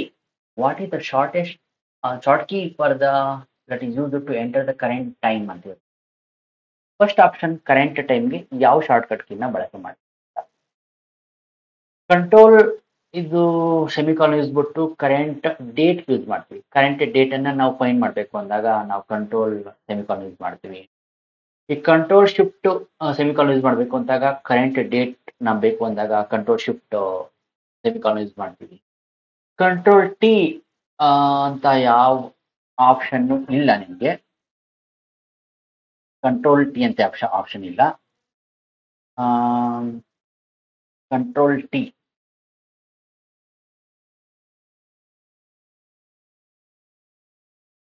ಯಾವ option? Control T that is used to find the current. ಈ ಆಪ್ಷನ್ ಇದೆ ಇದ್ರೆ ಕಂಟ್ರೋಲ್ ಟಿ ಅಂತ ಏನು ಯೂಸ್ ಮಾಡ್ತೀವಿ ಅಂದ್ರೆ ಒಂದು ಎಕ್ಸೆಲ್ ಶೀಟ್ ಅಲ್ಲಿ ಡೇಟಾ ಎಲ್ಲಿದೆ ಅಂತ ಫೈಂಡ್ ಮಾಡಬೇಕು ಅಂದಾಗ, ಫಾರ್ ಎಕ್ಸಾಂಪಲ್ ಎ ಅಂತ ಡೇಟಾ ಎಲ್ಲಿದೆ, ಈ ಡೇಟಾ ಯಾವ ರೋ ಮತ್ತೆ ಯಾವ ಕಾಲಮ್ ಅಲ್ಲಿ ಫೈಂಡ್ ಮಾಡಬೇಕು ಅಂತ ಕಂಟ್ರೋಲ್ ಶಿಫ್ಟ್ ಟಿ ನಾವು ಬಳಕೆ ಮಾಡ್ತೀವಿ. ಕಂಟ್ರೋಲ್ ಶಿಫ್ಟ್ ಟಿ ಅಂತ ಯಾವುದಿಲ್ಲ ನಿಮ್ಗೆ ಆಪ್ಷನ್ ಯಾವ್ದು ಇದರಲ್ಲಿ ನಿಮ್ಗೆ ಬರೋದಲ್ಲ ಇದು ಕಂಟ್ರೋಲ್ ಟಿ. ಹಂಗಾಗಿ ನಿಮ್ಗೆ ಕೊಟ್ಟಿರ್ತಕ್ಕಂಥ question answer control shift semicolon is the right answer. Current time system time ನಾವು ನೋಡ್ಬೇಕು ಅಂದಾಗ ಕಂಟ್ರೋಲ್ ಶಿಫ್ಟ್ ಸೆಮಿಕಾಲನ್ ಬಳಕೆ ಮಾಡ್ತೀವಿ ನಾವು. ಕಂಟ್ರೋಲ್ ಸೆಮಿಕಾಲನ್ ಯೂಸ್ ಮಾಡೋದು ಡೇಟ್ಗೋಸ್ಕರ, ಕಂಟ್ರೋಲ್ ಶಿಫ್ಟ್ ಸೆಮಿಕಾಲನ್ ಯೂಸ್ ಮಾಡೋದು ಕರೆಂಟ್ ಟೈಮ್ ನೋಡಬೇಕು ಅಂದಾಗ, ಕಂಟ್ರೋಲ್ ಟಿ ಯೂಸ್ ಮಾಡೋದು ಡೇಟಾ ಕರೆಂಟ್ ಯಾವ ಸೆಲ್ ಅಲ್ಲಿ ಇದೆ ಅಂತ ನೋಡಬೇಕು ಅಂದಾಗ. ಇಲ್ಲಿ ಯಾವ ಕಾಲಮು ಯಾವ ರೋ ನಲ್ಲಿ ಇದೆ ಅಂತ ನಾವು ಕಂಡಿಬೇಕು ನೋಡ್ಬೇಕು ಅಂದಾಗ ಕಂಟ್ರೋಲ್ ಟಿ ನೋಡಿ. For the given question B is the right answer. 24th question ಇದೆ ಇಲ್ಲಿ ಮ್ಯಾಚ್ ಆಫ್ ಫಾಲೋಯಿಂಗ್ ಕೇಳಿದ್ದಾರೆ. That is POP. ಆಲ್ರೆಡಿ ನಾವು POP ಬಗ್ಗೆ ನಾವು ನೋಡಿದ್ವಿ. ಪೋಸ್ಟ್ ಆಫೀಸ್ ಪ್ರೋಟೋಕಾಲ್ ವರ್ಷನ್ 3 ಅಂತ, ಇನ್ನೊಂದು FTP HTTP ಅಂತ. ನಾವು POP ಅಂತ ಯೂಸ್ ಮಾಡ್ತೀವಿ ಒಂದು ಇಮೇಲ್ ನ ಡೌನ್ಲೋಡ್ ಮಾಡೋಕ್ಕೋಸ್ಕರ, ನಾವು ರಿಸೀವ್ ಮಾಡ್ಕೊಳ್ಳೋಸ್ಕರ. ದಿಸ್ ಇಸ್ ದ POP ಗೆ second B is the set ಆಗುತ್ತೆ. FTP ಅಂತಂದ್ರೆ full form file transfer protocol ಅಂತ. ಫೈಲ್ ಟ್ರಾನ್ಸ್ಫರ್ ಪ್ರೋಟೋಕಾಲ್ ಅಂತ ಯೂಸ್ ಟು ಟ್ರಾನ್ಸ್ಫರ್, ಒಂದು ಫೈಲ್ ನ ಟ್ರಾನ್ಸ್ಫರ್ ಮಾಡಬೇಕು ಅಂದಾಗ ಒಂದು ಇಂಟರ್ನೆಟ್ ಮುಖಾಂತರ ಒಂದು ಡಿವೈಸ್ ಇಂದ ಇನ್ನೊಂದು ಡಿವೈಸ್ಗೆ ಫೈಲ್ ನ ನೀವು ಮೂವ್ ಮಾಡಬೇಕು ಅಂದಾಗ ಯಾವ್ದು ಯೂಸ್ ಮಾಡ್ತೀವಿ? FTP ಯೂಸ್ ಮಾಡ್ತೀವಿ. ಫೈಲ್ ಟ್ರಾನ್ಸ್ಫರ್ ಪ್ರೋಟೋಕಾಲ್ ಅಂತ ಯೂಸ್ ಮಾಡ್ತೀವಿ. ಫೈಲ್ಗಳನ್ನ ಅಪ್ಲೋಡ್ ಮಾಡೋದು, ಫೈಲ್ಗಳನ್ನ ಟ್ರಾನ್ಸ್ಫರ್ ಮಾಡಬೇಕು ಅಂದಾಗ ಒಂದು ಕಂಪ್ಯೂಟರ್ ಇಂದ ಇನ್ನೊಂದು computer. HTTP use to retrieve the documents from the internet ಇಂದ ನೀವು ಡೇಟಾನ ಆಕ್ಸೆಸ್ ಮಾಡಬೇಕು ಅಂದಾಗ ದಟ್ ಈಸ್ HTTP ನ ಬಳಕೆ ಮಾಡ್ತೀವಿ. ಇನ್ನು ಒನ್ಗೆ ಬಿ ಇದೆ, 2ಗೆ ಸಿ ಇದೆ, 3ಗೆ ಇದೆ. This is the right option. ಆಯ್ತಾ? POP ನ ಇಮೇಲ್ಗಳನ್ನ ರಿಸೀವ್ ಮಾಡೋಕ್ಕೋಸ್ಕರ ಬಳಕೆ ಮಾಡೋದು. FTP ನ file transfer protocol use to transfer a file. HTTP hyper text transfer protocol ಅಂತ ಕರಿತೀವಿ ಅದನ್ನ. Hyper text transfer protocol that is use to access the transmit the ಡೇಟಾನ ಡಾಕ್ಯುಮೆಂಟ್ ನ ನಾವು ಆಕ್ಸೆಸ್ ಮಾಡಬೇಕು ಅಂದಾಗ ನಾವು ಬಳಕೆನ ಮಾಡ್ತೀವಿ. ಅಂದ್ರೆ second option is the right answer for the given question. ಮೂರನೇದು, in a computer system interpretation of a instruction is done by ಅಂದ್ಕೊಂಡಿದ್ದಾರೆ. Actually as per the key answer ಕೊಟ್ಟಿರ್ತಕ್ಕಂಥ ಕೀ ಆನ್ಸರ್ ಗೌರ್ಮೆಂಟ್ ರಿಲೀಸ್ ಮಾಡೋದು wrong release ಮಾಡಿದ್ದಾರೆ. Control unit ಅಂತ. Control unit is not answer for the as per the government key answer. Control unit ಕೊಟ್ಬಿಟ್ಟಿದ್ದಾರೆ, ಬಹುಶಃ revise ಮಾಡ್ತಾರೆ. Interpretation ಬೇಕು ಅಂದಾಗ ನಾವು CP ಯೂಸ್ ಮಾಡ್ತೀವಿ, ಅಂದ್ರೆ AL ಯೂಸ್ ಮಾಡ್ತೀವಿ. Arithmetic and logical unit use to perform the arithmetic and logical operation ನ ಇಂಟರ್ಪ್ರಿಟ್ ಮಾಡೋಕ್ಕೋಸ್ಕರ, ರೆಪ್ರೆಸೆಂಟ್ ಮಾಡೋಕ್ಕೋಸ್ಕರ ಬಳಕೆ ಮಾಡುತ್ತೆ ಯಾವಾಗಲೂ. Memory unit use to store the data. Control unit use to control the different parts of computer system. Computer system ಅಲ್ಲಿ ಬೇರೆ ಬೇರೆ parts ಅಲ್ಲೇ ಇರುತ್ತೆ. ಇನ್ಪುಟ್ ಯೂನಿಟ್ ಇರುತ್ತೆ, ಔಟ್ಪುಟ್ ಯೂನಿಟ್, ಮೆಮೊರಿ ಯೂನಿಟ್. ಅದೆಲ್ಲ ಕಂಟ್ರೋಲ್ ಮಾಡೋರು ಯಾರು ಅಂದ್ರೆ ನಿಮಗೆ ಕಂಟ್ರೋಲ್ ಯೂನಿಟ್ ಕೆಲಸ ಮಾಡುತ್ತೆ. CU ಅಂತ ಕರಿತೀವಿ ಅದನ್ನ. Input unit use to give the input to the computer system. ಒಂದು ಡೇಟಾನ ನಾವು ಇನ್ಪುಟ್ಗೆ ಕೊಡಬೇಕು ಅಂದಾಗ ನೀವು ಯಾವ್ದಾರ ಒಂದು ಇನ್ಪುಟ್ ಡಿವೈಸ್ ಯೂಸ್ ಮಾಡಬೇಕಾಗುತ್ತೆ. ದಟ್ ಈಸ್ ಕೀಬೋರ್ಡ್ ಆಗಿರ್ಬೋದು, ಮೌಸ್ ಆಗಿರ್ಬೋದು, ಜಾಯ್ಸ್ಟಿಕ್ ಆಗಿರ್ಬೋದು. ಯಾವ್ದಾದ್ರು ಯೂಸ್ ಮಾಡ್ಕೊಂಡು ನಾವು ಇನ್ಪುಟ್ ಕೊಡ್ತೀವಿ. ಇನ್ಪುಟ್ ಯೂನಿಟ್ ಅದಕ್ಕೆ ಯೂಸ್ ಮಾಡ್ತೀವಿ. ಕಂಟ್ರೋಲ್ ಯೂಸ್ ಮಾಡ್ತೀವಿ. ಮೆಮೊರಿ ಸ್ಟೋರ್ ಮಾಡೋಕ್ಕೋಸ್ಕರ ಮೆಮೊರಿ ಯೂಸ್ ಮಾಡ್ತೀವಿ. ಇಂಟರ್ಪ್ರಿಟೇಷನ್ಗೋಸ್ಕರ ಅಂದ್ರೆ ಡೇಟಾನ ಬದಲಾವಣೆ ಮಾಡೋಕ್ಕೋಸ್ಕರ ನಾವು AL ನ ಬಳಕೆ ಮಾಡ್ತೀವಿ. That is as per the given ಇಂಟರ್ಪ್ರಿಟೇಷನ್ಗೆ AL is the right answer. 25ನೇ ಕ್ವಶನ್ಗೆ first option arithmetic and logical unit is the right option for the given. 26th question, which of the following is not a application software? ಈ software ಅಂತ ಬಂದಾಗ software ಅಲ್ಲಿ ಎರಡು type of software ಬರುತ್ತೆ. 2 types of software wear. ಒಂದನ್ನ system software ಅಂತ ಕರಿತೀವಿ, ಇನ್ನೊಂದು ಅಪ್ಲಿಕೇಶನ್ ಸಾಫ್ಟ್ವೇರ್ ಅಂತ ಕರಿತೀವಿ. ಅಪ್ಲಿಕೇಶನ್ ಸಾಫ್ಟ್ವೇರ್ ಅಂತ 2 type of software. System software ಯಾವಾಗಲೂ ಬ್ಯಾಕ್ ಗ್ರೌಂಡ್ ಕೆಲಸ ಮಾಡುತ್ತೆ, ಹಿಂದ್ಗಡೆ ಕೆಲಸ ಮಾಡುವಂಥದ್ದು, ಫ್ರಂಟ್ ಎಂಡ್ ಅಲ್ಲಿ ಕೆಲಸ ಮಾಡಲ್ಲ. ಅಂದ್ರೆ ಅರ್ಥ, ನೇರವಾಗಿ ಸಿಸ್ಟಮ್ ಸಾಫ್ಟ್ವೇರ್ಗಳನ್ನ ಯೂಸರ್ಗಳು ಅಂದ್ರೆ ನೀವುಗಳು ನೇರವಾಗಿ ಬಳಕೆ ಮಾಡಲ್ಲ. ನಾವು ಸಿಸ್ಟಮ್ ಸಾಫ್ಟ್ವೇರ್ಗಳನ್ನ ಅಂದ್ರೆ ಆಪರೇಟಿಂಗ್ ಸಿಸ್ಟಮ್ ಅಂತ ಆಗಿರ್ಬೋದು, ಇಲ್ಲಾಂದ್ರೆ ಲಿಂಕರ್ ಅಂಡ್ ಲೋಡರ್ ಅಂತ ಬರುತ್ತೆ, ಡಿವೈಸ್ ಡ್ರೈವರ್ಸ್ ಅಂತ ಬರುತ್ತೆ. ಇವೆಲ್ಲ ಸಿಸ್ಟಮ್ ಸಾಫ್ಟ್ವೇರ್ಗಳು. ಈ ಸಿಸ್ಟಮ್ ಸಾಫ್ಟ್ವೇರ್ಗಳನ್ನ ನೇರವಾಗಿ ಬಳಕೆದಾರ ಅಂದ್ರೆ ಯೂಸರ್ಗಳು ನೇರವಾಗಿ ಬಳಸಲಾಗುವುದಿಲ್ಲ, ಬಳಕೆ ಮಾಡೋಕ್ಕಾಗಲ್ಲ. ನಾವು ಇಂಡೈರೆಕ್ಟ್ ಆಗಿ ಯೂಸ್ ಮಾಡೋದಲ್ಲ, ಯೂಸರ್ಗೆ ಇಂಡೈರೆಕ್ಟ್ ಆಗಿ ಸಪೋರ್ಟ್ ಮಾಡ್ತಾ ಹೋಗುತ್ತೆ. ಆದರೆ ಈ ಅಪ್ಲಿಕೇಶನ್ ಸಾಫ್ಟ್ವೇರ್ ಇದೆಯಲ್ಲ, ಅಪ್ಲಿಕೇಶನ್ ಸಾಫ್ಟ್ವೇರ್ಗಳನ್ನ ನೇರವಾಗಿ ಯೂಸರ್ಗಳು ಬಳಕೆ ಮಾಡ್ತಾರೆ. MS ಆಫೀಸ್ಗಳು, Tally, payroll management, reservation application ಸಾಫ್ಟ್ವೇರ್ಗಳು, ಇದೆಲ್ಲ ನಾವು ನೇರವಾಗಿ ಬಳಕೆ ಮಾಡೋದು. ನೋಡಿ, MS ಆಫೀಸ್, ಎಕ್ಸೆಲ್ ಯೂಸ್ ಮಾಡ್ತೀವಿ ನೇರವಾಗಿ, ಎಸ್.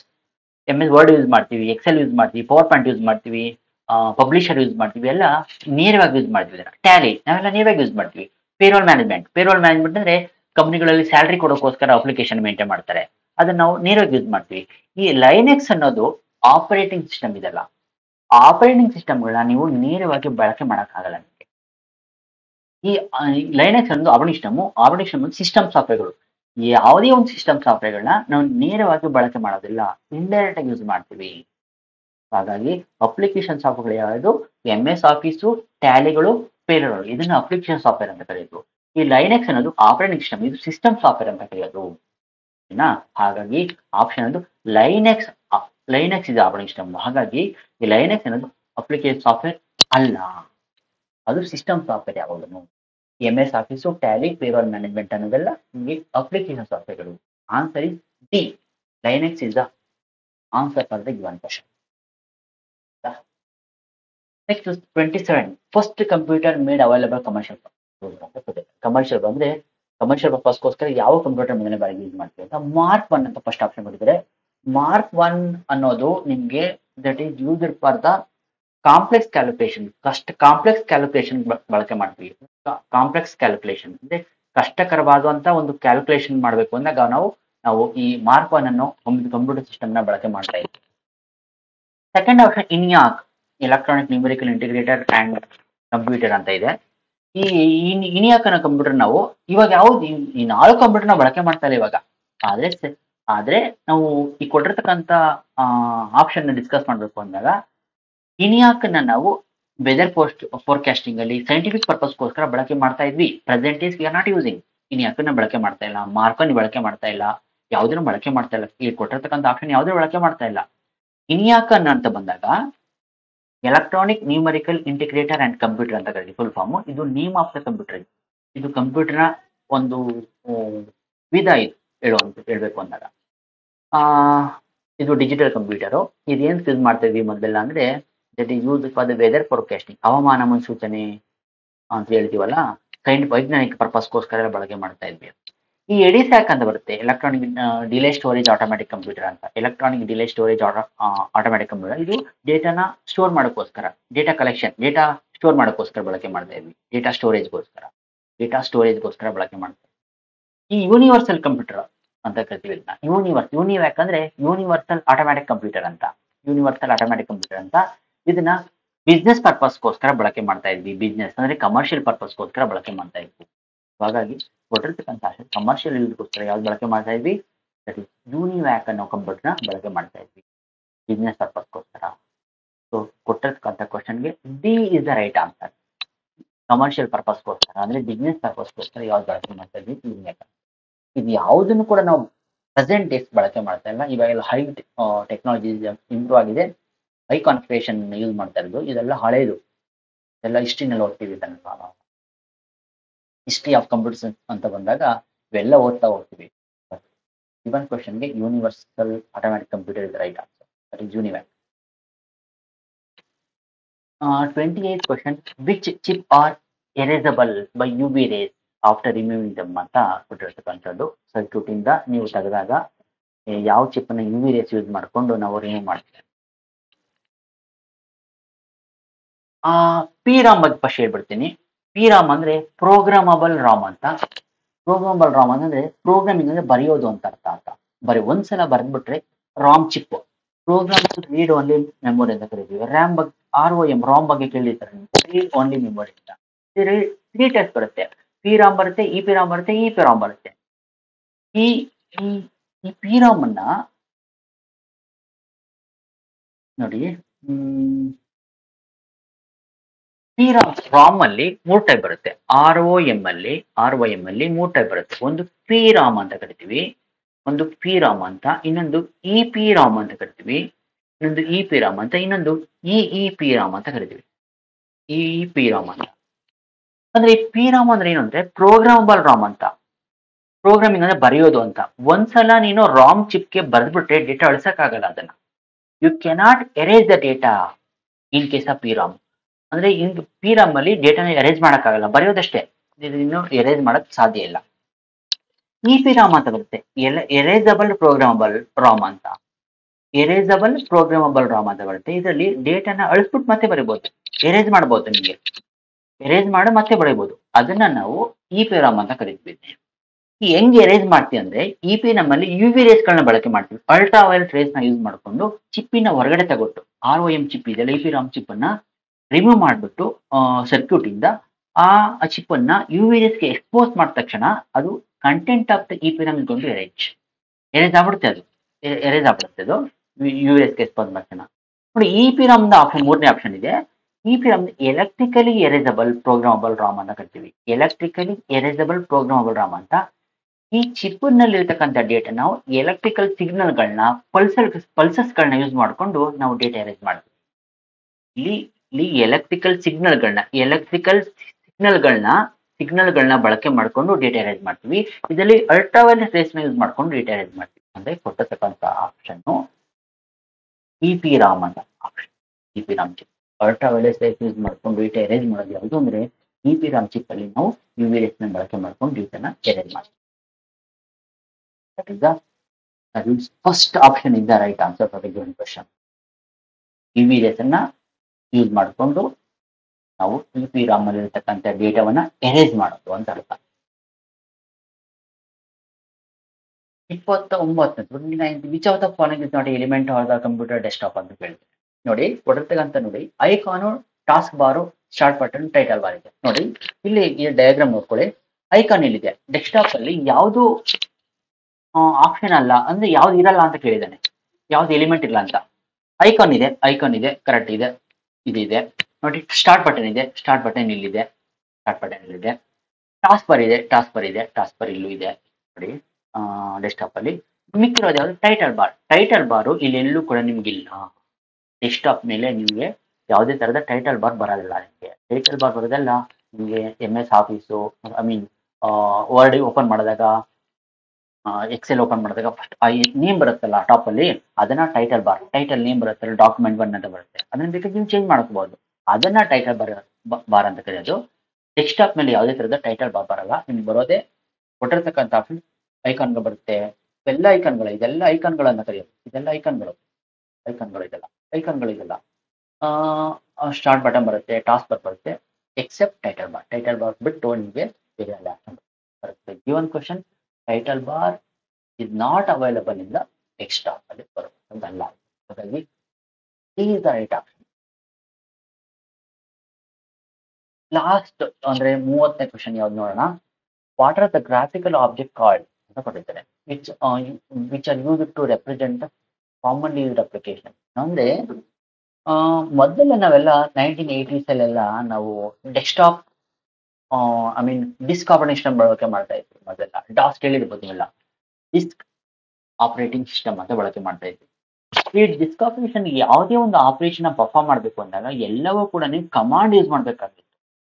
ಒಂದು ಫೈಲ್ ನ ಕ್ರಿಯೇಟ್ ಮಾಡಬೇಕು ಅಂದ್ರೆ ಒಂದು ಡೇಟಾ ಕ್ರಿಯೇಟ್ ಮಾಡಬೇಕು ಅಂದಾಗ CDE ಅಂತ ಬರಿಬೇಕಾಗಿತ್ತು. ರಿಮೂವ್ ಮಾಡಬೇಕು ಅಂದಾಗ RD ಅಂತ ರಿಮೂವ್ ಮಾಡಬೇಕಾಗಿತ್ತು, ಡಿಲೀಟ್ ಮಾಡಬೇಕು ಅಂದಾಗ. ಇವೆಲ್ಲ ಪ್ರತಿಯೊಂದು ಕಮಾಂಡ್ಗಳು ಯಾವುದೇ ಒಂದು ಆಪರೇಷನ್ ನ ಪರ್ಫಾರ್ಮ್ ಮಾಡಬೇಕು ಅಂದಾಗ ಪ್ರತಿಯೊಂದಕ್ಕೂ ಅದರದೇ ಆದಂತ ಕಮಾಂಡ್ಗಳನ್ನ ಯೂಸ್ ಮಾಡಬೇಕಾಗಿತ್ತು. ಪ್ರಾಬ್ಲಮ್ ಏನಂದ್ರೆ ಡಾಸ್ ಅಲ್ಲಿ ನೂರಾರು ಕಮಾಂಡ್ಗಳನ್ನ ನೆನ್ಪಿಟ್ಕೊಳ್ಳೋದು ತುಂಬಾ ಕಷ್ಟ. ನೆನ್ಪಿಟ್ಕೊಳ್ಳೋದು ತುಂಬಾ ಕಷ್ಟ ಆಗ್ತಿತ್ತು. ಹಾಗಾಗಿ ಟು ಓವರ್ಕಮ್ ದಟ್ ಪ್ರಾಬ್ಲಮ್, ಅದರಿಂದ ಹೊರಗಡೆ ಬರಬೇಕು ಅಂದಾಗ ತಂತ್ರಜ್ಞಾನ ಇಂಪ್ರೂವ್ ಆಯ್ತು. ಇವಾಗ ನಮಗೆ ಪ್ರೆಸೆಂಟ್ ಯೂಸ್ ಮಾಡೋದು ಅದನ್ನ ನಾವು GUI ಅಂತ ಕರಿತೀವಿ, ಗ್ರಾಫಿಕಲ್ ಯೂಸರ್ ಇಂಟರ್ಫೇಸ್ ಅಂತ. ಈ ಗ್ರಾಫಿಕಲ್ ಯೂಸರ್ ಇಂಟರ್ಫೇಸ್ ಯಾವುದೇ ಒಂದು ಆಬ್ಜೆಕ್ಟ್ ನ ಸಿಂಬಾಲಿಕ್ ಫಾರ್ಮೆಟ್ ಅಲ್ಲಿ ರೆಪ್ರೆಸೆಂಟ್ ಮಾಡುತ್ತೆ. ನೋಡಿ, ಗ್ರಾಫಿಕಲ್ ಆಬ್ಜೆಕ್ಟ್ ಯಾವುದೇ ಒಂದು ಗ್ರಾಫಿಕ್ ನ ಸಿಂಬಾಲಿಕಲಿ ರೆಪ್ರೆಸೆಂಟ್ ಮಾಡೋದನ್ನ ನಾವು GUI ಅಂತ ಕರಿತೀವಿ, ಗ್ರಾಫಿಕಲ್ ಯೂಸರ್ ಇಂಟರ್ಫೇಸ್ ಅಂತ. ಮೊದಲ ಡಾಸ್ ಎಲ್ಲ CUI ಅಂತ ಕರಿತಾ ಇದ್ವಿ, CUI ಅಂತ. ಈ ಡಾಸ್ ಎಲ್ಲ CUI, ಕ್ಯಾರೆಕ್ಟರ್ ಯೂಸರ್ ಇಂಟರ್ಫೇಸ್ ಅಂತ ಅಥವಾ ಕಮಾಂಡ್ ಯೂಸರ್ ಇಂಟರ್ಫೇಸ್ ಅಂತ ಕರಿತಾ ಇದ್ವಿ. ಯಾವುದೇ ಒಂದು ಆಪರೇಷನ್ ಪರ್ಫಾರ್ಮ್ ಮಾಡಬೇಕು ಅಂದಾಗ ಕಮಾಂಡ್ಗಳನ್ನ ಯೂಸ್ ಮಾಡ್ಕೊಂಡು ಆಪರೇಷನ್ ಪರ್ಫಾರ್ಮ್ ಮಾಡ್ತಾ ಇದ್ವಿ. ಎಲ್ಲಾ ಕಮಾಂಡ್ಗಳನ್ನ ನೆನ್ಪಿಟ್ಕೊಳ್ಳೋದು ತುಂಬಾ ಕಷ್ಟ ಆಗ್ತಾ ಇತ್ತು. ಹಾಗಾಗಿ ನಾವು ಸಿಂಬಲ್ ಬೇಸ್ಗೆ ನಾವು ಟ್ರಾನ್ಸ್ಲೇಟ್ ಮಾಡ್ಕೊಂಡ್ರೆ ಬದಲಾವಣೆ ಮಾಡ್ಕೊಂಡ್ವಿ ನಾವು. ಅಂದ್ರೆ ಏನೇ ಒಂದು ಆಪರೇಷನ್, ಒಂದು ಫೈಲ್ ನ ಕ್ರಿಯೇಟ್ ಮಾಡಬೇಕು ಅಂದಾಗ, ಒಂದು ಫೋಲ್ಡರ್ ನ ಕ್ರಿಯೇಟ್ ಮಾಡಬೇಕು ಅಂದಾಗ ಇವಾಗೆಲ್ಲ ನಾವು ಒಂದು ಫೈಲ್ ಸಿಂಬಲ್ ಬರುತ್ತೆ, ಫೋಲ್ಡರ್ ಸಿಂಬಲ್ ಬರುತ್ತೆ, ಯೆಲ್ಲೋ ಕಲರ್. ಅದನ್ನ ನಾವು ಗ್ರಾಫಿಕಲ್ ಯೂಸರ್ ಇಂಟರ್ಫೇಸ್ ಅಂತ ಕರೀತೀವಿ. ಯಾವುದೇ ಒಂದು ಆಬ್ಜೆಕ್ಟ್ ಅನ್ನ, ಯಾವುದೇ ಒಂದು ಡಯಾಗ್ರಾಮ್ ಅನ್ನ, ಅಂದ್ರೆ ಯಾವುದೇ ಒಂದು ಇನ್ಫಾರ್ಮೇಶನ್ ನ, ಆಬ್ಜೆಕ್ಟ್ ಅನ್ನ ಡಯಾಗ್ರಾಮ್ ಮುಖಾಂತರ ತೋರಿಸೋದನ್ನ ನಾವು ಗ್ರಾಫಿಕಲ್ ಯೂಸರ್ ಇಂಟರ್ಫೇಸ್ ಅಂತ ಕರಿತೀವಿ. ವಿಂಡೋಸ್ ಬರಲ್ಲ ನಿಮ್ಗೆ ಆಪರೇಟಿಂಗ್ ಸಿಸ್ಟಮ್, OS ಅಂದ್ರೆ ಇದು ಬರಲ್ಲ, ಡ್ರೈವರ್ಸ್ ಬರಲ್ಲ, OS ಬರಲ್ಲ. ನಿಮಗೆ GUI ಅಂತ ಕರೆಯೋದು graphical user interface that use to represent object or a data in a graphical format. Graphical format ಅಲ್ಲಿ ನಾವು ಡೇಟಾನ ರೆಪ್ರೆಸೆಂಟ್ ಮಾಡೋಕೆ ಮಾಡ್ತೀವಿ. ಅದರಿಂದ fourth option is the right for the given right answer for the given question. ಅಂದ್ರೆ ಇದೆಲ್ಲ ನೋಡ್ಕೊಂಡು ಕರೆಕ್ಟಾಗಿ ಗ್ರಾಫಿಕಲ್ ಯಾವುದು, ಕ್ಯಾರೆಕ್ಟರ್ ಯೂಸರ್ ಇಂಟರ್ಫೇಸ್ ಯಾವುದು ಅಂತ ನಿಮ್ಗೆ ಗೊತ್ತಿರಬೇಕಾಗುತ್ತೆ. ಹಾಗಾಗಿ what is the difference between character user interface and graphical user interface ಅಂತ ಗೊತ್ತಿರಲಿ ನಿಮಗೆ. ಇದು ಒಂದು 2-3 ಸಲ ಕ್ವಶನ್ ಕೇಳಿದ್ದಾನೆ ಅದ್ರ ಬಗ್ಗೆ, ಗ್ರಾಫಿಕಲ್ ಯೂಸರ್ ಇಂಟರ್ಫೇಸ್ ಬಗ್ಗೆ. ಅದಕ್ಕೆ ಡಾಸ್ ಎಲ್ಲ CUI ಆಗುತ್ತೆ. ಈ MS ವರ್ಡ್ ಆಗಿರ್ಬೋದು, ಇಲ್ಲ ಅಂತಂದ್ರೆ MS ಈ ಪ್ರೆಸೆಂಟ್ ಏನ್ಸ್ ಯೂಸ್ ಮಾಡಿದ್ವಿ ಆಪರೇಟಿಂಗ್ ಸಿಸ್ಟಮ್ಗಳೆಲ್ಲ, ಅದೆಲ್ಲ GUI ಮೇಲೆ ಕೆಲಸ ಮಾಡುವಂಥದ್ದೆಲ್ಲ, ಇಲ್ಲ ಗ್ರಾಫಿಕ್ಸ್ ಮೇಲೆ ಅಂದ್ರೆ ಸಿಂಬಲ್ ಮೇಲೆ ಕೆಲಸ ಮಾಡುವಂಥದ್ದೆಲ್ಲ ಗ್ರಾಫಿಕಲ್ ಯೂಸರ್ ಇಂಟರ್ಫೇಸ್ ಅಂತ ಹೇಳ್ತೀವಿ. ಕ್ಯಾರೆಕ್ಟರ್ಗಳ ಮೇಲೆ ಕೆಲಸ ಮಾಡುವಂಥದ್ದನ್ನ ನಾವು ಡಾಸ್ ಅಂತ ಕರೀತಲ್ಲ. ಡಾಸ್ ಎಲ್ಲ ಕ್ಯಾರೆಕ್ಟರ್ ಬೇಸ್ಡ್ ಇಂಟರ್ಫೇಸ್ಗಳೆಲ್ಲ ಕ್ಯಾರೆಕ್ಟರ್ ಯೂಸ್ ಮಾಡಿಕೊಂಡು ನಾವು ಕೆಲಸ ವರ್ಕ್ ಆಗ್ತಾ ಇರುತ್ತೆ ಅಲ್ಲ. ಎಲ್ಲ ಕ್ಯಾರೆಕ್ಟರ್ಗಳನ್ನ ನೆನ್ಪಿಟ್ಕೊಳ್ಳೋದು ತುಂಬಾ ಕಷ್ಟ ಆಗುತ್ತೆ. So that is the problem with the GUI. That's why we move into the GUI ನಲ್ಲಿ ನಾವು ಹೋಗ್ತಾ ಇದ್ದೀವಿ. ಇವಾಗ present days we are using GUI. CUI ಬಳಕೆ ಮಾಡ್ತಾ ಇಲ್ಲ ನಾವೆಲ್ಲ. So this is the paper 2 ನಲ್ಲಿ ಕೇಳುವಂತ ಪ್ರಶ್ನೆ. ರೀಸೆಂಟ್ ಆಗಿ ಏನು ಕೇಳಿದ್ದ ಪೇಪರ್ 2 ನಲ್ಲಿ, that is the options questions and answer for the respective 21 January 2024 ಕೇಳುವಂತ ಕಮ್ಯುನಿಕೇಶನ್ ಪೇಪರ್ 2 ನಲ್ಲಿ ಕಂಪ್ಯೂಟರ್ ಪೇಪರ್ ಅಲ್ಲಿ ಈ ಒಂದು ಕ್ವಶನ್ಸ್ಗಳನ್ನೆಲ್ಲ ಇದ್ದಾನೆ. ಹಾಗಾಗಿ ದಟ್ ಇಸ್ ದ